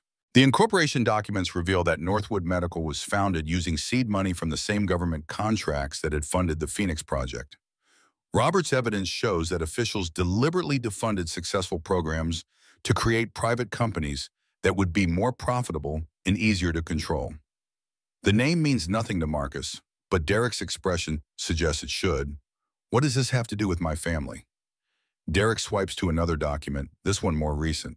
Look at the current board of directors. Third name down. Marcus reads the name and feels the world tilt slightly. Davidson, Lyle J. County Commissioner, board member since 2015. It gets worse, Derek continues. Northwood Medical has been the primary beneficiary of every major veteran care contract in this region for the past 20 years. They operate 6 facilities within 100 miles of here, all expensive, all focused on long-term residential care rather than rehabilitation. The implications are staggering. Lyle Davidson isn't just a local politician opposing their bus project. He's part of a systematic operation that profits from veteran suffering. The zoning complaints, the building code violations, the pressure to abandon the project, it's all connected to protecting a business model built on human misery. Derek shows Marcus detailed financial records proving that Davidson has personally profited from veteran suffering for decades. His county commissioner salary is modest, but his income from Northwood Medical exceeds $500,000 annually. He owns property that houses Northwood facilities, receives consulting fees for community relations, and holds stock options that increase in value as more veterans are placed in long-term care.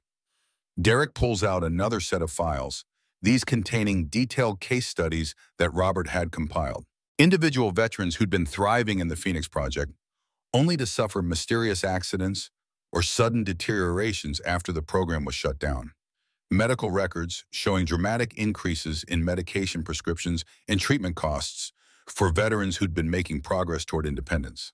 The case studies reveal a systematic pattern of targeting successful veterans. Those who showed leadership potential were eliminated first. Veterans who inspired others to seek recovery were subjected to aggressive treatment that destroyed their progress. Those who attempted to organize advocacy efforts suffered fatal accidents or medical complications. The pattern is clear and horrifying. Veterans who showed signs of recovery were systematically eliminated or re-traumatized to maintain their dependency. Those who couldn't be broken were often killed in ways that appeared accidental or self-inflicted. One case study particularly affects Marcus because it involves a veteran from his own unit. Sergeant Rodriguez, who'd served with Marcus in Iraq, had participated in the original Phoenix Project and made remarkable progress recovering from combat trauma. Rodriguez had learned welding skills, found steady employment, and become a peer counselor helping other veterans. Then Rodriguez began organizing veterans to demand better services from the VA. He'd discovered discrepancies in funding that suggested widespread fraud. He'd started documenting cases where veterans were being harmed rather than helped by their treatment. 2 weeks after submitting a formal complaint to federal authorities, Rodriguez died in a car accident that investigators ruled was caused by mechanical failure.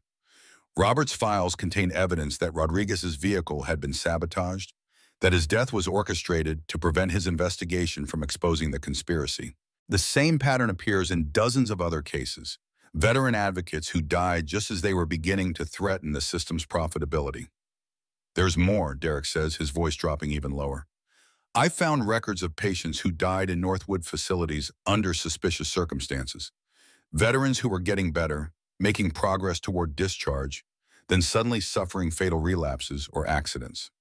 Marcus thinks about his own experiences with the VA system, the medications that seem designed to numb rather than heal, the treatment approaches that address symptoms without targeting causes. How many veterans like him had been deliberately kept sick to justify continued billing? Derek shows Marcus medical records from Northwood facilities that reveal systematic abuse disguised as treatment. Veterans were kept on medication cocktails that made recovery impossible. Those who showed signs of improvement were subjected to experimental treatments that caused setbacks. Veterans who questioned their treatment were labeled as non-compliant and subjected to more aggressive interventions. The medical evidence includes testimony from nurses and orderlies who'd worked at Northwood facilities. They describe witnessing deliberate overdoses disguised as medication errors, therapeutic procedures that were actually torture, and policies that prevented veterans from contacting family members or outside advocates. Carlos wasn't just killed because he knew about the Phoenix Project, Derek continues.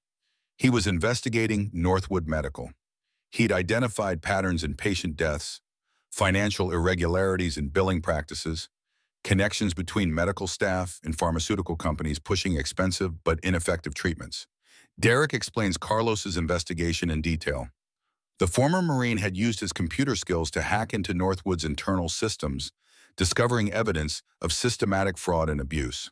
Carlos had documented cases where veterans were billed for treatments they never received, medications they were never given, and therapies that were actually designed to prevent recovery. Carlos had also identified a network of pharmaceutical companies that were developing drugs specifically designed to maintain chronic conditions rather than cure them. These companies paid Northwood medical bonuses for prescribing their products, creating financial incentives to keep veterans sick and dependent. Derek shows Marcus a map marking locations where suspicious veteran deaths had occurred over the past decade. The pattern is clear: clusters around Northwood facilities with mortality rates significantly higher than comparable institutions elsewhere. The evidence suggests a systematic elimination program targeting veterans who might expose the fraud or inspire others to seek genuine recovery. Robert's files contain similar analysis from the 1970s and 1980s. Veterans who'd participated in the Phoenix Project or similar independent programs had suffered an unusually high rate of fatal accidents in the years following the program's termination. Car crashes, hunting accidents, drug overdoses, suicides, all statistically plausible individually, but forming a clear pattern when examined collectively. My foster father was building a case that would have exposed the entire operation, Derek explains. Medical fraud on a massive scale, deliberately harmful treatment protocols, possible murder of patients who threatened to expose the truth. Marcus absorbs this information with the same methodical patience he'd once applied to analyzing enemy positions. The scope of the conspiracy is vast, but understanding its structure also reveals potential vulnerabilities. The network's size and complexity make it powerful, but also create opportunities for exposure and disruption. What happened to Carlos's evidence? Derek grins, the expression carrying equal parts satisfaction and grim determination. That's the beautiful part. Carlos was paranoid, rightfully so, as it turned out. He didn't keep all his evidence in one place. He hid copies with lawyers, journalists, even a safety deposit box in Canada. Derek explains Carlos's security protocols, designed to assure that evidence would survive even if he didn't. Dead man switches that would automatically release information if Carlos failed to check in regularly. Multiple copies of crucial documents stored with people who had instructions to make everything public if anything happened to Carlos. The security measures Carlos had implemented were sophisticated and comprehensive. He'd created encrypted files that required multiple passwords to access, with different pieces of evidence stored in separate locations. He'd established relationships with journalists in different countries, ensuring that the story would break internationally if domestic media were compromised.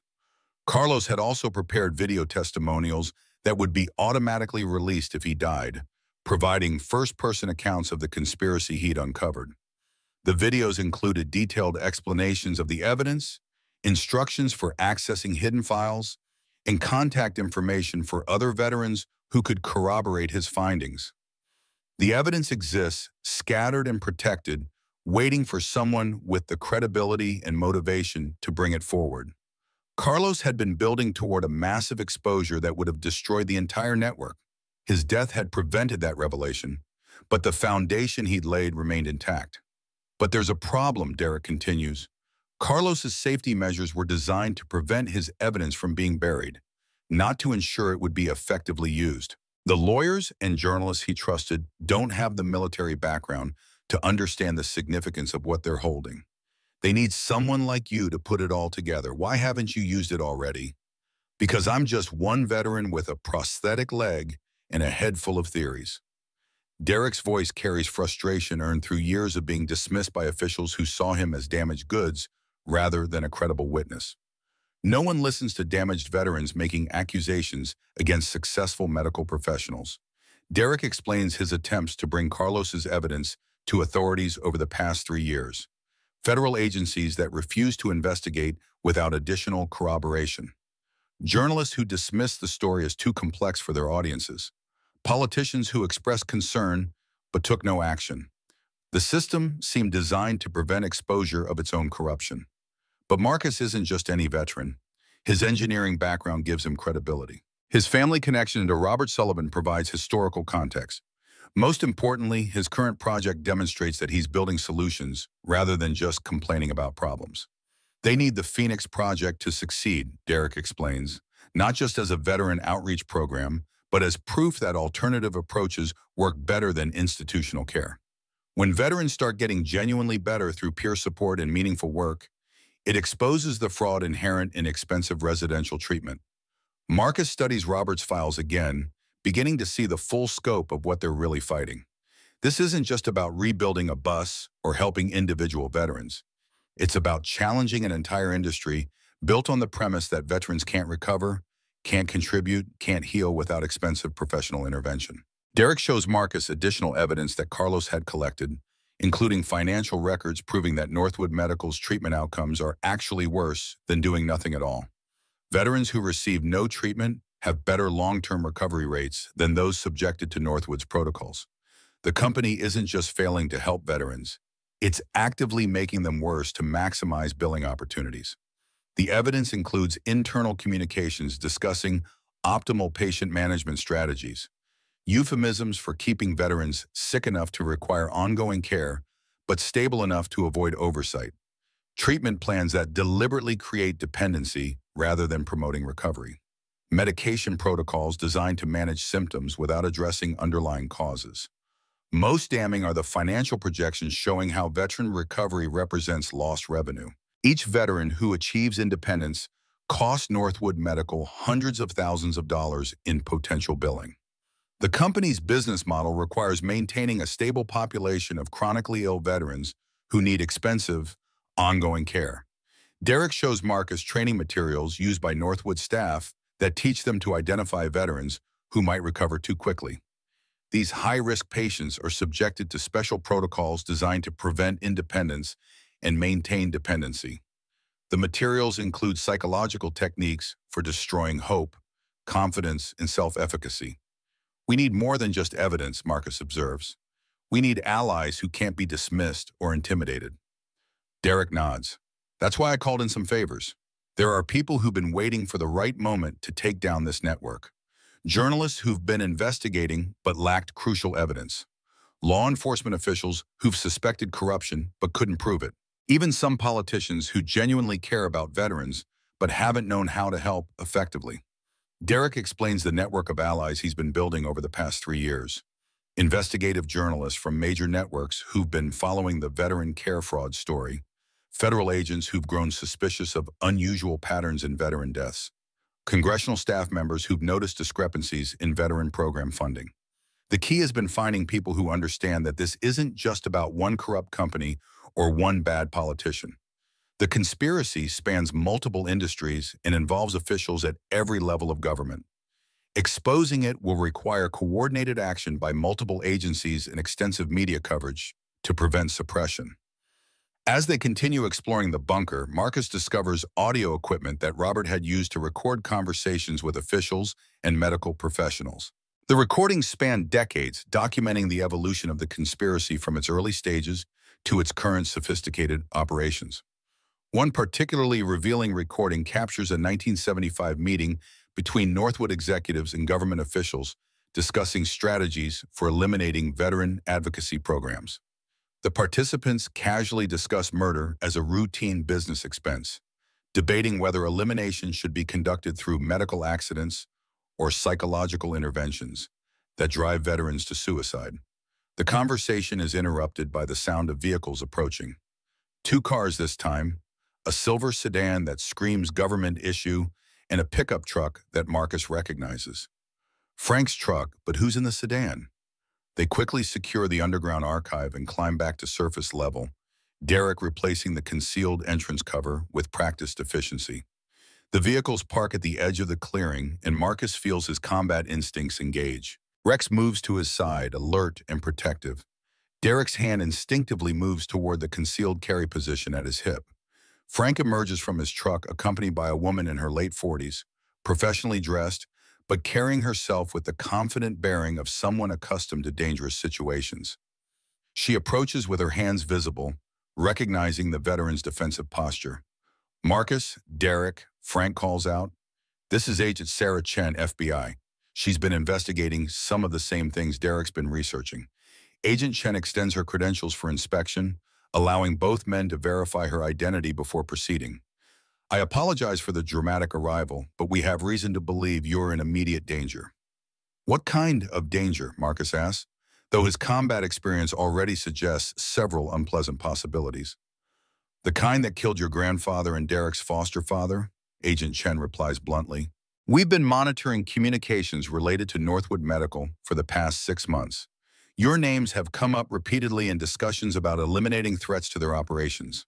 She explains that the FBI's investigation had begun with reports of unusual veteran mortality rates at privately contracted medical facilities.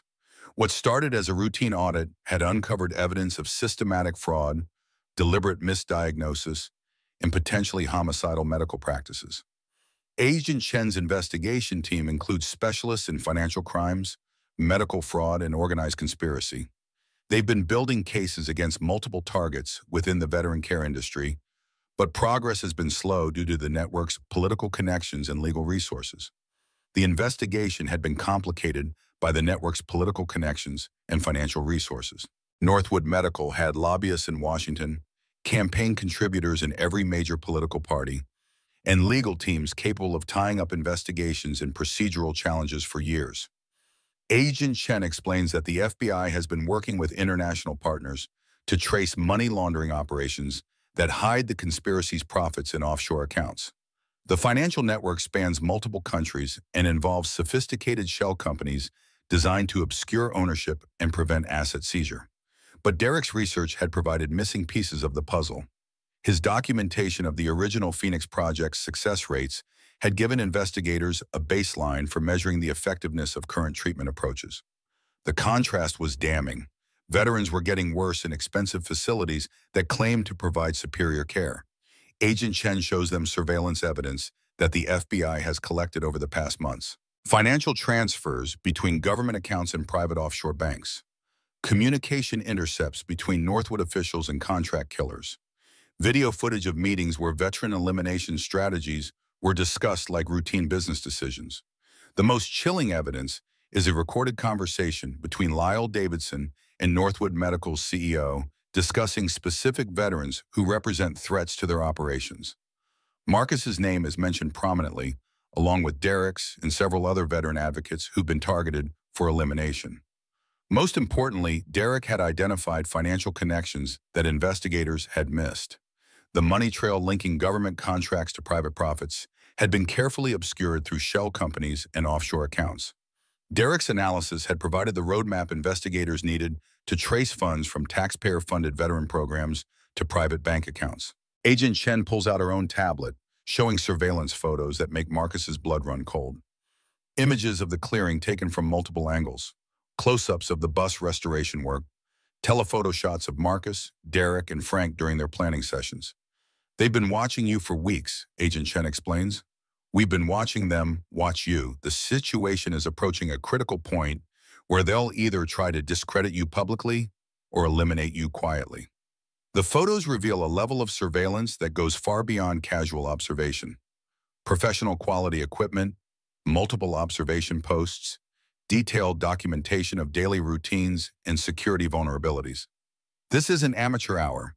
These people have resources and expertise that match military or intelligence operations.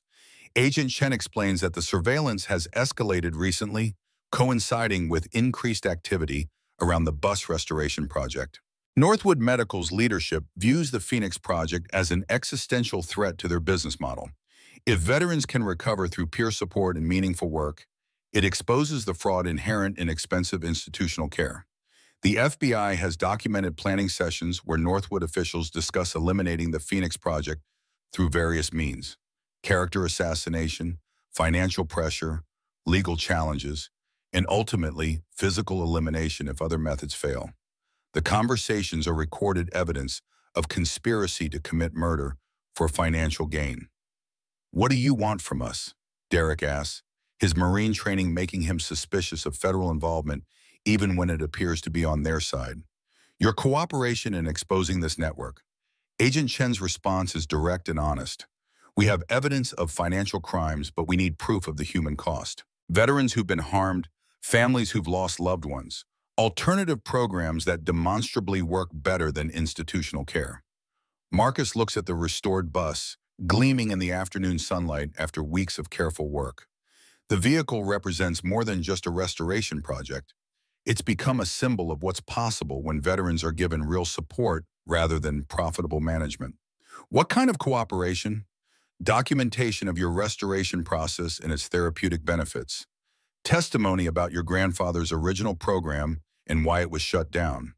Most importantly, continued operation of the Phoenix Project as proof that alternatives to institutional care actually work."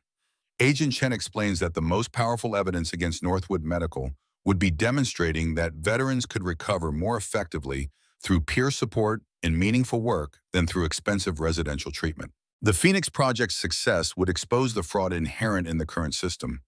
The FBI's strategy involves building multiple cases simultaneously: financial fraud prosecutions targeting the money laundering and contract rigging, medical malpractice cases focusing on deliberately harmful treatment protocols, murder charges for the systematic elimination of veteran advocates and whistleblowers. But cooperation with federal investigators also means increased visibility and danger. If Northwood Medical has been willing to kill to protect their operations, they won't hesitate to target anyone who threatens their business model. We'll provide protection, Agent Chen assures them, discreet surveillance, secure communications, emergency response capabilities. But we can't guarantee your safety if you choose to continue this project. The protection comes with conditions and limitations. Federal resources are finite, and the investigation must remain secret until sufficient evidence has been gathered to ensure successful prosecutions. The veterans will need to continue their work while being constantly aware that they're targets of a sophisticated and ruthless criminal organization. Marcus considers the options: abandon the Phoenix Project in life safely but purposelessly, knowing that other veterans will continue suffering in a corrupt system, or continue the work, accepting the risks but potentially saving hundreds of lives while honoring his grandfather's memory. The choice isn't really a choice at all. Marcus has spent too many years feeling useless, watching the system fail veterans who deserve better. The opportunity to make a real difference, even at personal risk, represents everything he's been hoping to find since returning from his last deployment. We continue, Marcus says simply, but we do it smarter. Better security, more documentation, wider publicity to make it harder for them to silence us quietly. Derek nods his agreement. If they want to stop us, they'll have to do it publicly. And that means exposing themselves to scrutiny they can't afford. Frank grins with the satisfaction of someone who's lived long enough to see justice occasionally prevail. Your grandfather would be proud. Robert always said the best defense against bullies is doing good work where everyone can see it. Agent Chen provides them with secure communication devices and protocols for reporting threats or suspicious activity. The equipment includes encrypted phones, emergency beacons, and surveillance detection tools. She also gives them contact information for journalists who've been investigating veteran care fraud, offering additional protection through media attention. The FBI's plan involves using the Phoenix Project as both evidence of what works and bait to draw out the criminal network. The veterans' success will prove that alternative approaches are effective, while their visibility will force their enemies to take increasingly desperate measures that expose their operations.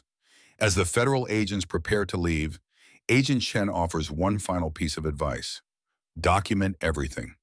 Every veteran you help, every skill taught, every life improved. Make it impossible for critics to dismiss your work or claim your methods don't produce results. After the vehicles disappear down the gravel road, the three veterans stand in silence, processing the magnitude of what they've learned and committed to. The restoration project has evolved far beyond rebuilding a bus. It's become the cornerstone of a resistance movement against systematic exploitation of vulnerable veterans. That evening, as they work on installing the bus's electrical systems, Derek receives a phone call that changes everything. His expression shifts from curiosity to shock to grim determination as he listens to the caller. "Who was that?" Marcus asks when Derek ends the call. "My contact at the community college. Someone's been asking questions about me, specifically about my research into veteran mortality rates and medical fraud. Official-looking people with badges and serious expressions. The net is tightening. Northwood Medical isn't waiting for the Phoenix Project to become a threat. They're moving proactively to eliminate potential problems before they can develop into existential dangers." Derek explains that the investigators had been thorough and professional, asking detailed questions about his academic work, his military background, and his connections to other veterans. They'd presented themselves as federal auditors reviewing veteran education benefits, but their questions had focused on Derek's extracurricular research rather than his coursework. The timing is suspicious, coming just hours after Agent Chen's visit. Either the FBI has a security leak or Northwood Medical has surveillance capabilities sophisticated enough to monitor federal law enforcement activities. Neither possibility is comforting. We need to accelerate our timeline, Marcus decides. Get the bus operational faster, document our methods more thoroughly, build public support before they can undermine us. Derek agrees. I'll reach out to my veteran contacts, start recruiting people who can help with both the work and the publicity. The more people involved, the harder we are to silence. Frank contributes his own resources, promising to contact local media outlets and community leaders who might support the project.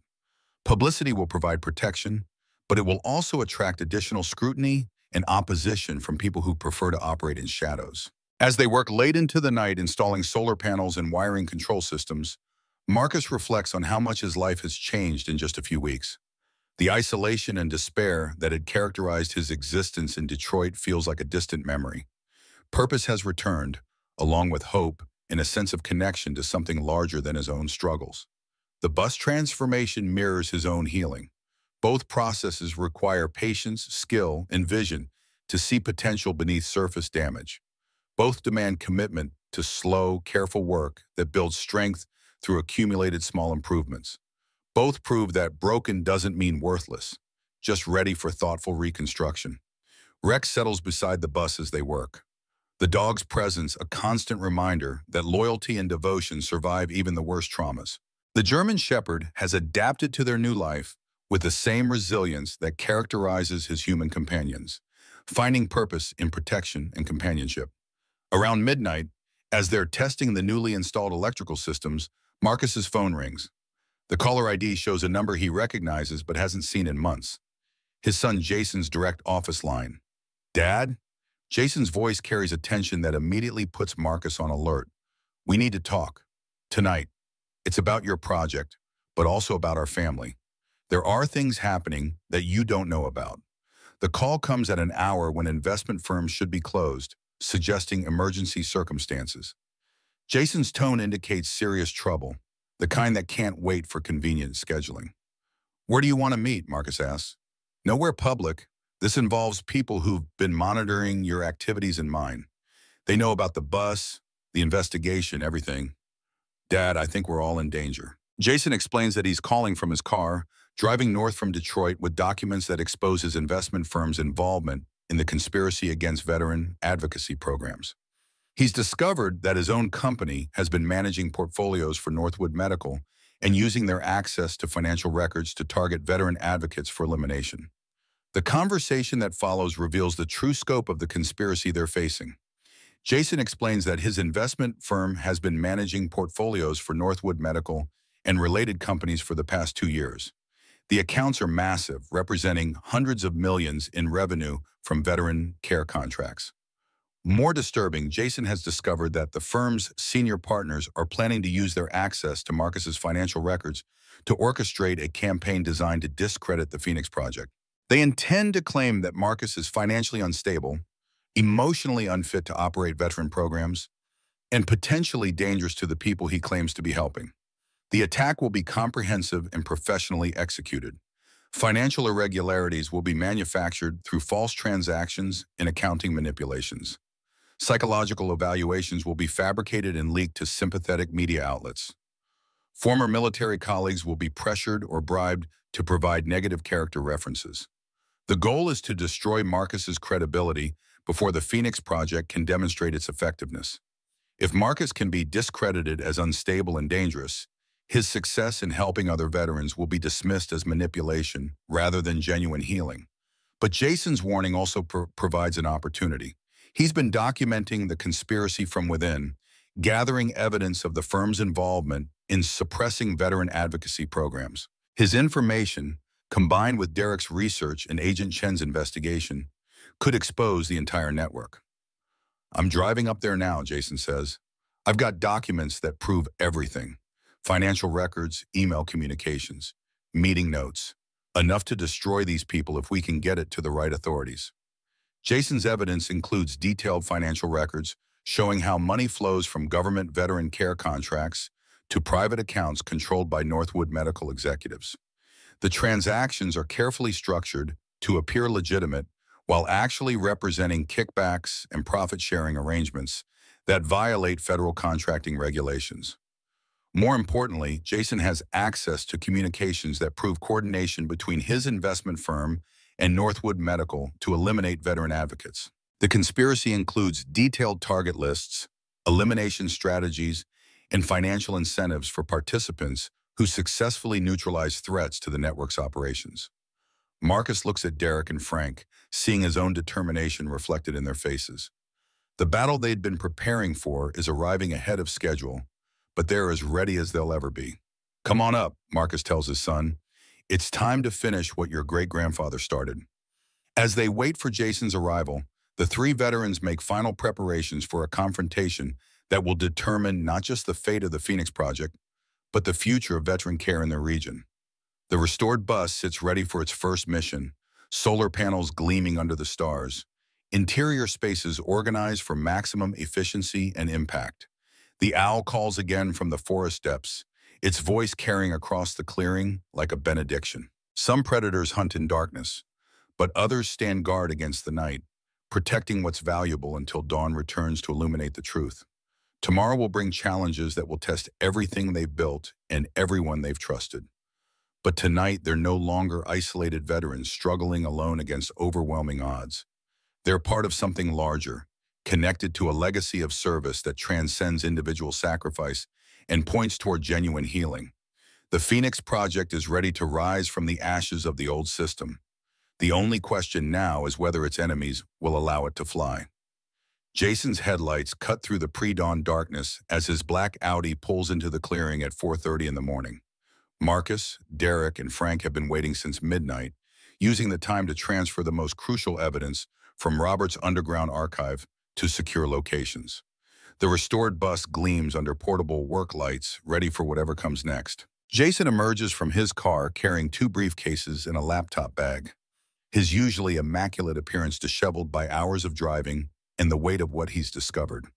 His expensive suit is wrinkled, his designer glasses slightly askew, but his eyes hold a determination that Marcus hasn't seen since Jason was a child. "Dad, I'm sorry." Jason's first words carry the weight of years of misunderstanding. "I thought you were falling apart, that the family needed to manage your problems. I didn't realize we were the ones being managed." Marcus embraces his son, feeling the tension in Jason's shoulders, the tremor in his hands that speaks of fear and adrenaline. For the first time in years, they're on the same side of a fight that matters more than personal grievances. "What did you find?" Jason opens his briefcases on the bus's newly installed work table, revealing documents that transform their understanding of the conspiracy's scope. Financial records showing that his investment firm doesn't just manage Northwood Medical's accounts. They're part owners in the entire network of facilities, corporate structures that hide the true ownership behind shell companies and offshore entities. "My firm has been laundering money for them for 5 years, Jason explains. "Every government contract, every veteran who gets trapped in their system, every death that prevents a whistleblower from talking, we've been profiting from all of it." Derek studies the financial documents with the focused intensity of someone who understands that numbers tell stories more honest than words. These accounts show systematic billing fraud. They're charging the government for services never provided, medications never administered, treatments that make patients worse instead of better. Jason's laptop contains email communications between senior partners at his firm and Northwood Medical executives. The correspondence discusses portfolio optimization and asset management, euphemisms for eliminating veterans who might expose the fraud or inspire others to seek genuine recovery. One email thread particularly chills Marcus to the bone. It discusses the Sullivan problem and various liquidation strategies that could be employed to neutralize the threat posed by the Phoenix Project. The language is clinical and professional, discussing murder as if it were a routine business decision. "They know about the FBI investigation," Jason continues. "Agent Chen's boss is feeding them information. They've been planning to eliminate all of you before the evidence can be presented to a grand jury. The betrayal runs deeper than any of them had imagined. The FBI investigation that was supposed to protect them has been compromised from the beginning.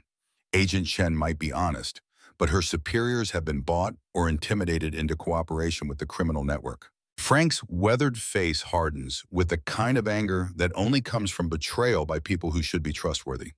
40 years we've been fighting these bastards, and they've got people inside every agency that's supposed to protect veterans. But Jason's revelations also provide opportunity. His position within the investment firm gives him access to real-time information about the conspiracy's plans. He knows when strikes are planned, what methods will be used, and which officials have been compromised.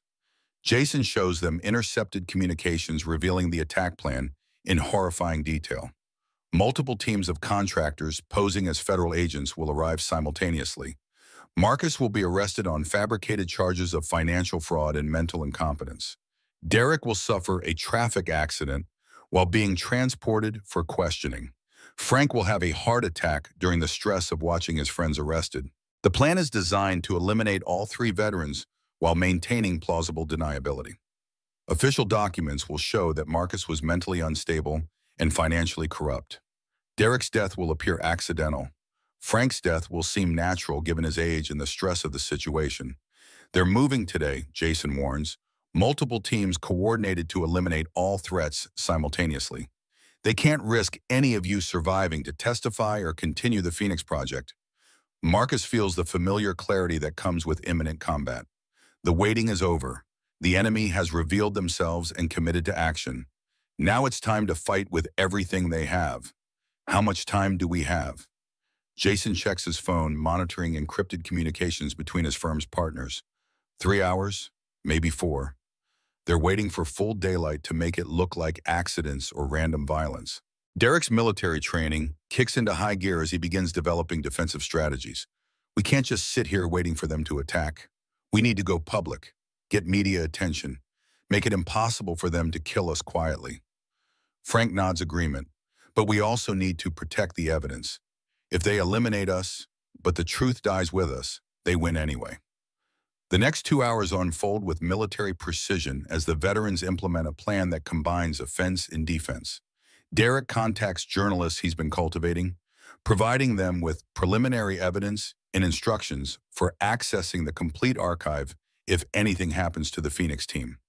Frank reaches out to local law enforcement officials who aren't on Northwood Medical's payroll, alerting them to expect trouble.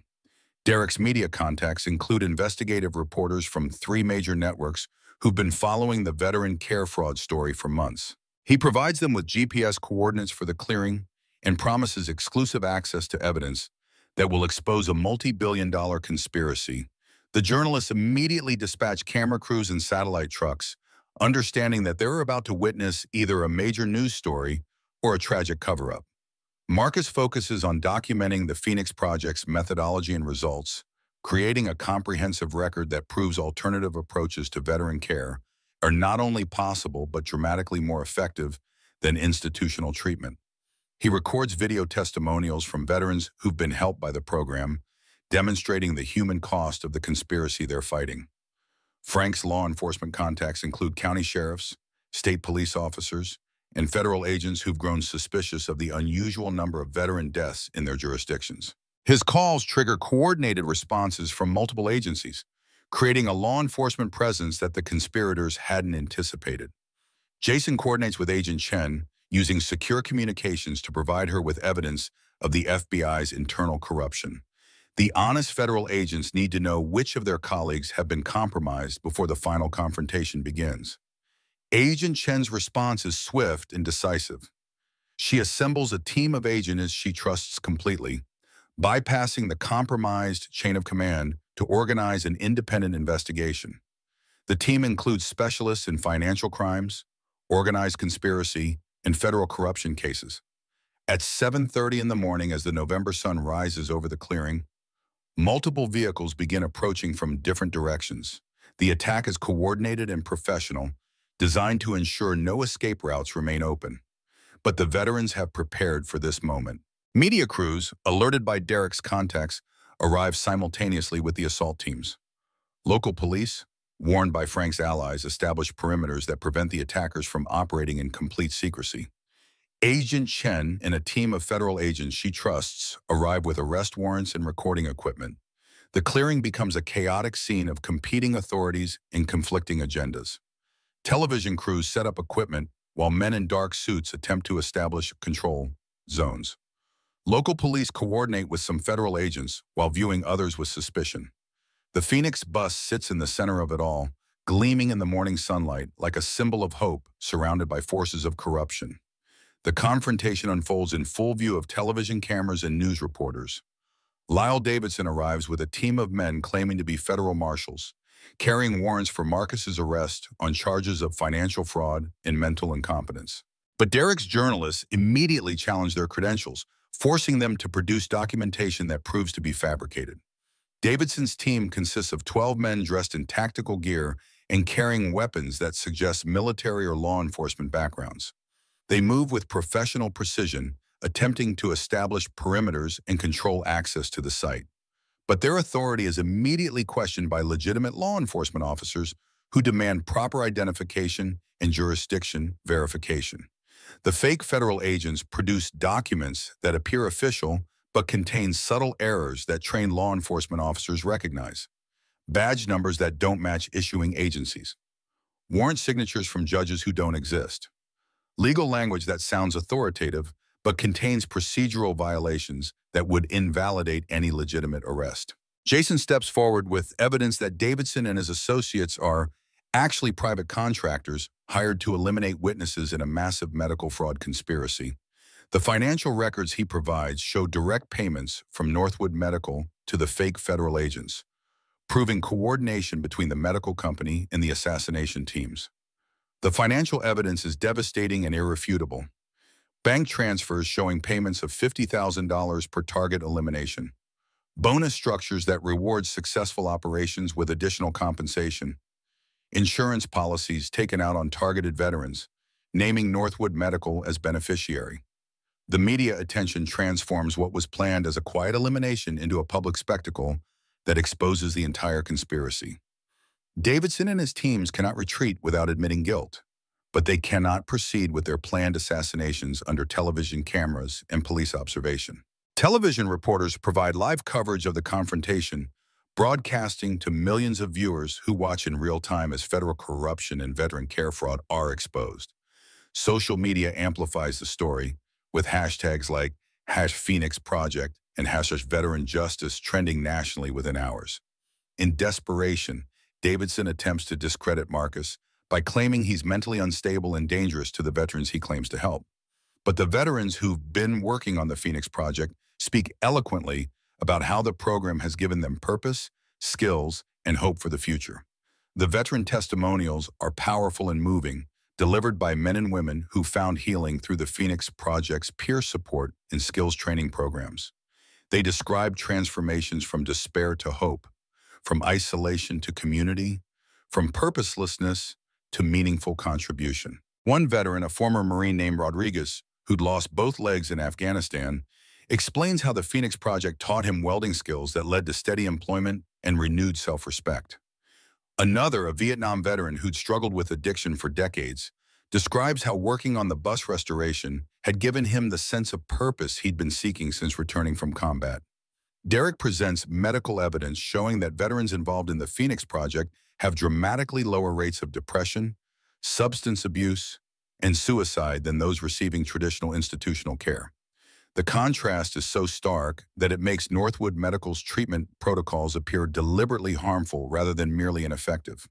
The medical data Derek presents includes comparison studies showing that Phoenix Project participants achieve independence and stability at rates 5 times higher than veterans in traditional residential treatment programs. Recovery times are shorter, relapse rates are lower, and long-term outcomes are dramatically better across every measurable category. Frank provides historical testimony about the original Phoenix Project and how it was systematically destroyed to protect profitable medical institutions. His decades of experience with veteran advocacy give his words credibility that cannot be dismissed or undermined. Frank's testimony includes detailed accounts of veterans who died under suspicious circumstances after participating in the original Phoenix Project. He names names, provides dates, and describes methods used to eliminate threats to the medical conspiracy. His testimony is corroborated by documents from Robert's archive that prove systematic targeting of veteran advocates. The climactic moment comes when Agent Chen announces the arrest of Davidson and several Northwood medical executives on federal charges including murder, conspiracy, medical fraud, and violation of veterans' civil rights. The arrests are coordinated with simultaneous raids on Northwood facilities across multiple states. The arrests unfold with dramatic precision as Agent Chen's team moves to apprehend Davidson and his associates. Reading rights becomes a powerful moment as television cameras capture the arrest of men who've profited from veterans' suffering for decades. Davidson's attempts to claim official immunity are dismissed when Agent Chen presents evidence of his criminal activities. Simultaneous raids across multiple states result in the arrest of 47 individuals involved in the conspiracy.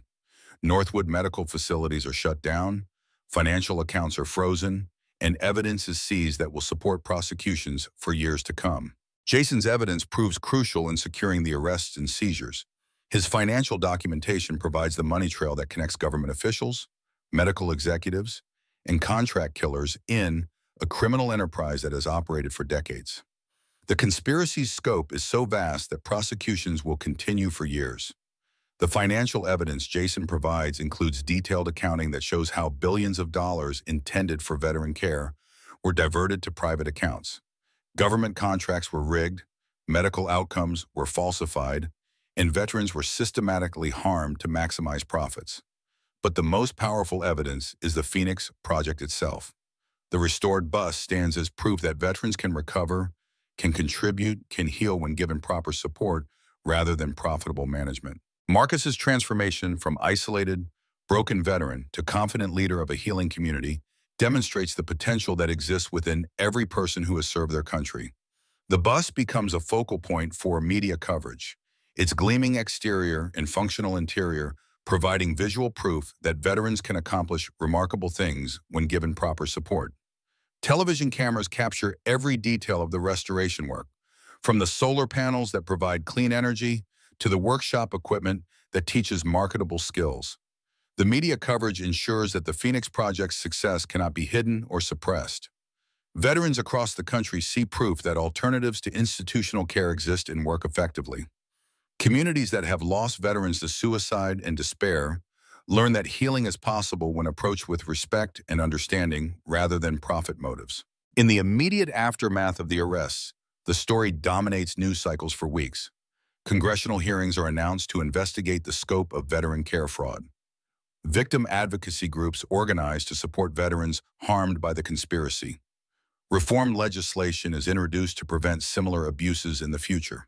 The trials that follow become landmark cases in the prosecution of medical fraud and conspiracy to commit murder. Davidson and his co-conspirators face federal charges that carry life sentences without possibility of parole. The evidence against them is overwhelming, including financial records, recorded communications, and testimony from victims' families. During the trials, the full scope of the conspiracy is revealed through witness testimony and documentary evidence. Prosecutors prove that over 300 veterans were murdered to protect the conspiracy, while thousands more were deliberately harmed to maximize billing opportunities. The financial cost to taxpayers exceeds $12 billion over 3 decades.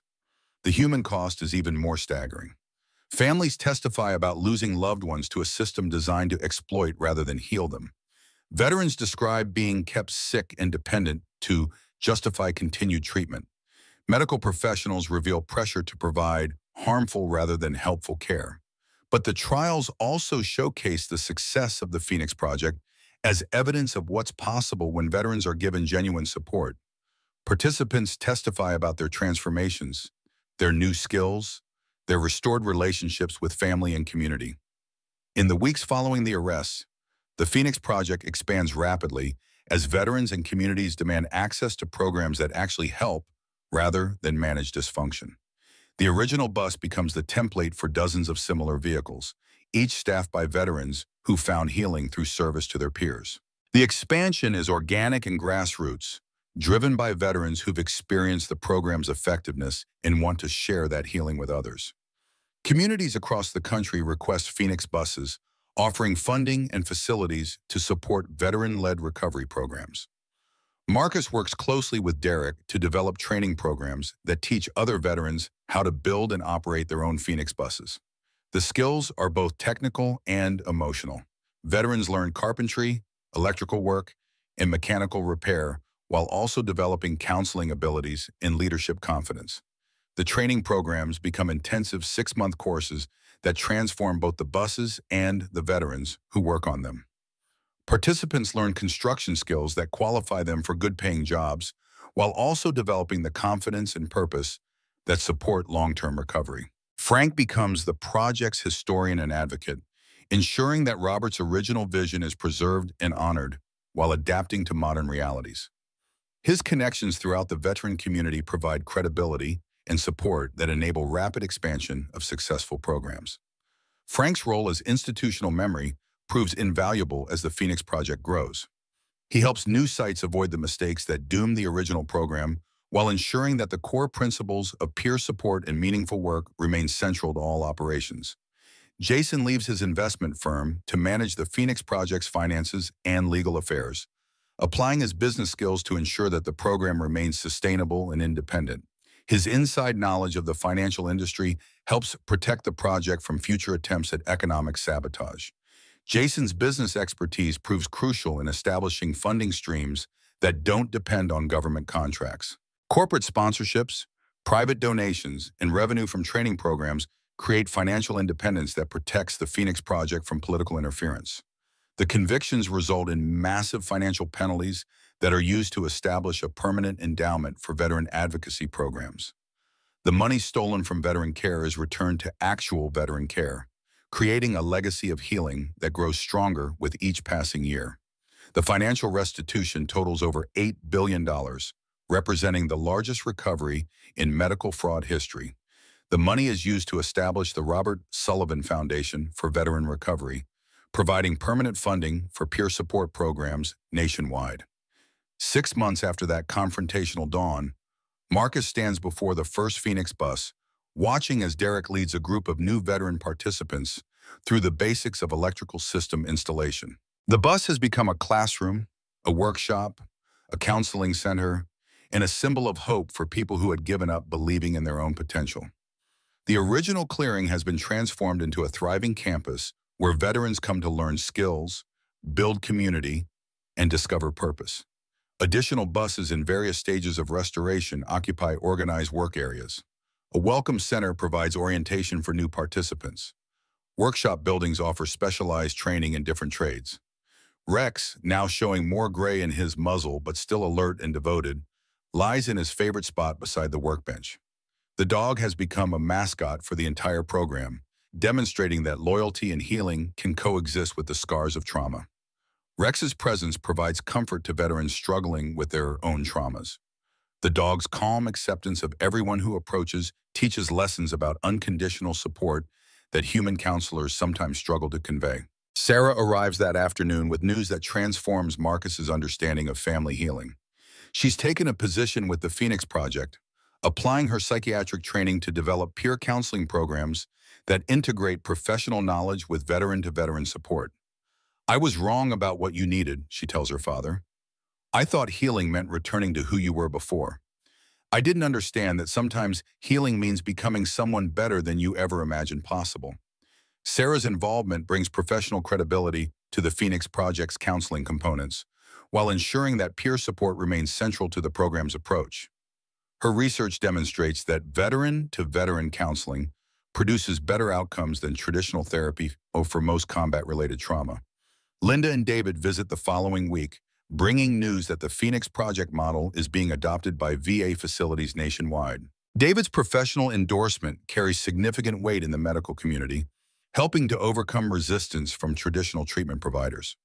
The family reconciliation that unfolds over the following months heals wounds that had seemed permanent. Linda and Marcus find peace with their shared history, understanding that their divorce was caused by a system designed to prevent veteran or recovery rather than personal failures. David becomes an ally in reforming veteran mental health care. The Phoenix Project has become more than a veteran outreach program. It's a demonstration that broken systems can be rebuilt, that corruption can be exposed and defeated, that hope is not naive optimism, but the foundation for meaningful action. Marcus thinks about his grandfather's letter, the words that had seemed like impossible dreams just months ago. Robert had written about veterans helping veterans, about communities of healing built on mutual aid and shared purpose. The Phoenix Project has fulfilled that vision while exceeding even Robert's ambitious expectations. The program now operates 43 buses across 12 states, each one staffed by veterans who found healing through service to their peers. The buses provide job training, counseling, medical care, and most importantly, proof that recovery is possible for anyone willing to do the work. Statistical analysis shows that Phoenix Project participants have employment rates 40% higher than veterans in traditional programs, suicide rates 60% lower, and family stability rates that exceed the general population. The program doesn't just help veterans survive, it helps them thrive. But the true measure of success isn't in numbers or statistics.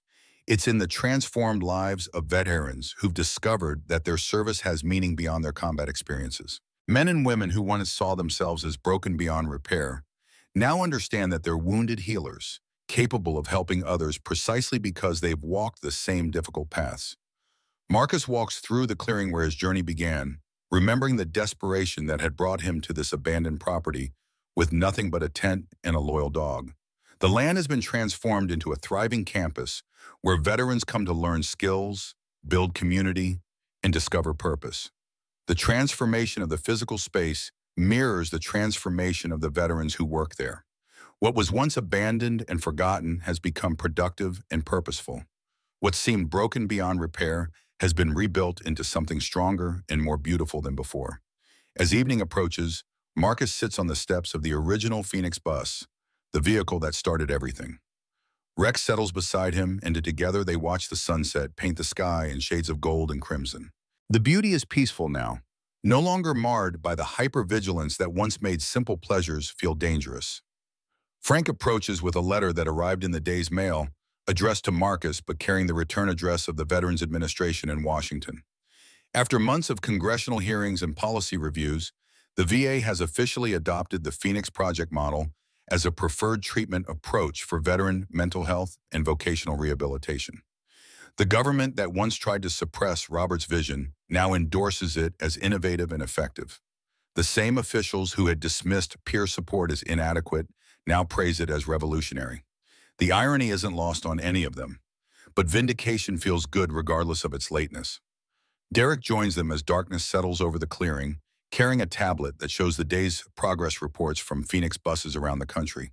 Veterans have found jobs, completed training programs, reconciled with families, and most importantly, discovered reasons to keep living and contributing to their communities. The daily reports include success stories that demonstrate the program's impact. A former Army medic in Texas who's become a certified EMT, a Navy veteran in Oregon who started his own carpentry business, a Marine in Florida who's reconciled with his estranged children and remarried his former wife. Tomorrow will bring new challenges and opportunities. Veterans who need help will arrive seeking hope. Politicians who want to claim credit for the program's success will offer support that comes with strings attached. Competitors who want to profit from the Phoenix model will attempt to commercialize what works best as a nonprofit mission. But tonight, the three veterans who rebuilt their lives by rebuilding a rusted bus sit together in comfortable silence, surrounded by evidence that broken doesn't mean worthless. It just means ready for thoughtful reconstruction. Rex's gentle snoring provides a soundtrack for their contemplation. The dog's presence a reminder that loyalty and love survive even the worst traumas. The stars shine bright in the clear sky, their light undimmed by the struggles that brought these men to this moment of peace and purpose. Marcus thinks about the journey that brought him from the edge of despair to a life filled with meaning and connection. The path hadn't been easy, but it had been worth every difficult step. The Phoenix Project proves that veterans can heal themselves and help others when given proper support and meaningful purpose. The owl calls one final time from the forest depths, its voice carrying across the clearing like a benediction. Some things endure. Some fights are worth having. Some dreams are worth the risk of everything. And sometimes the most broken things become the strongest ones once they're properly rebuilt.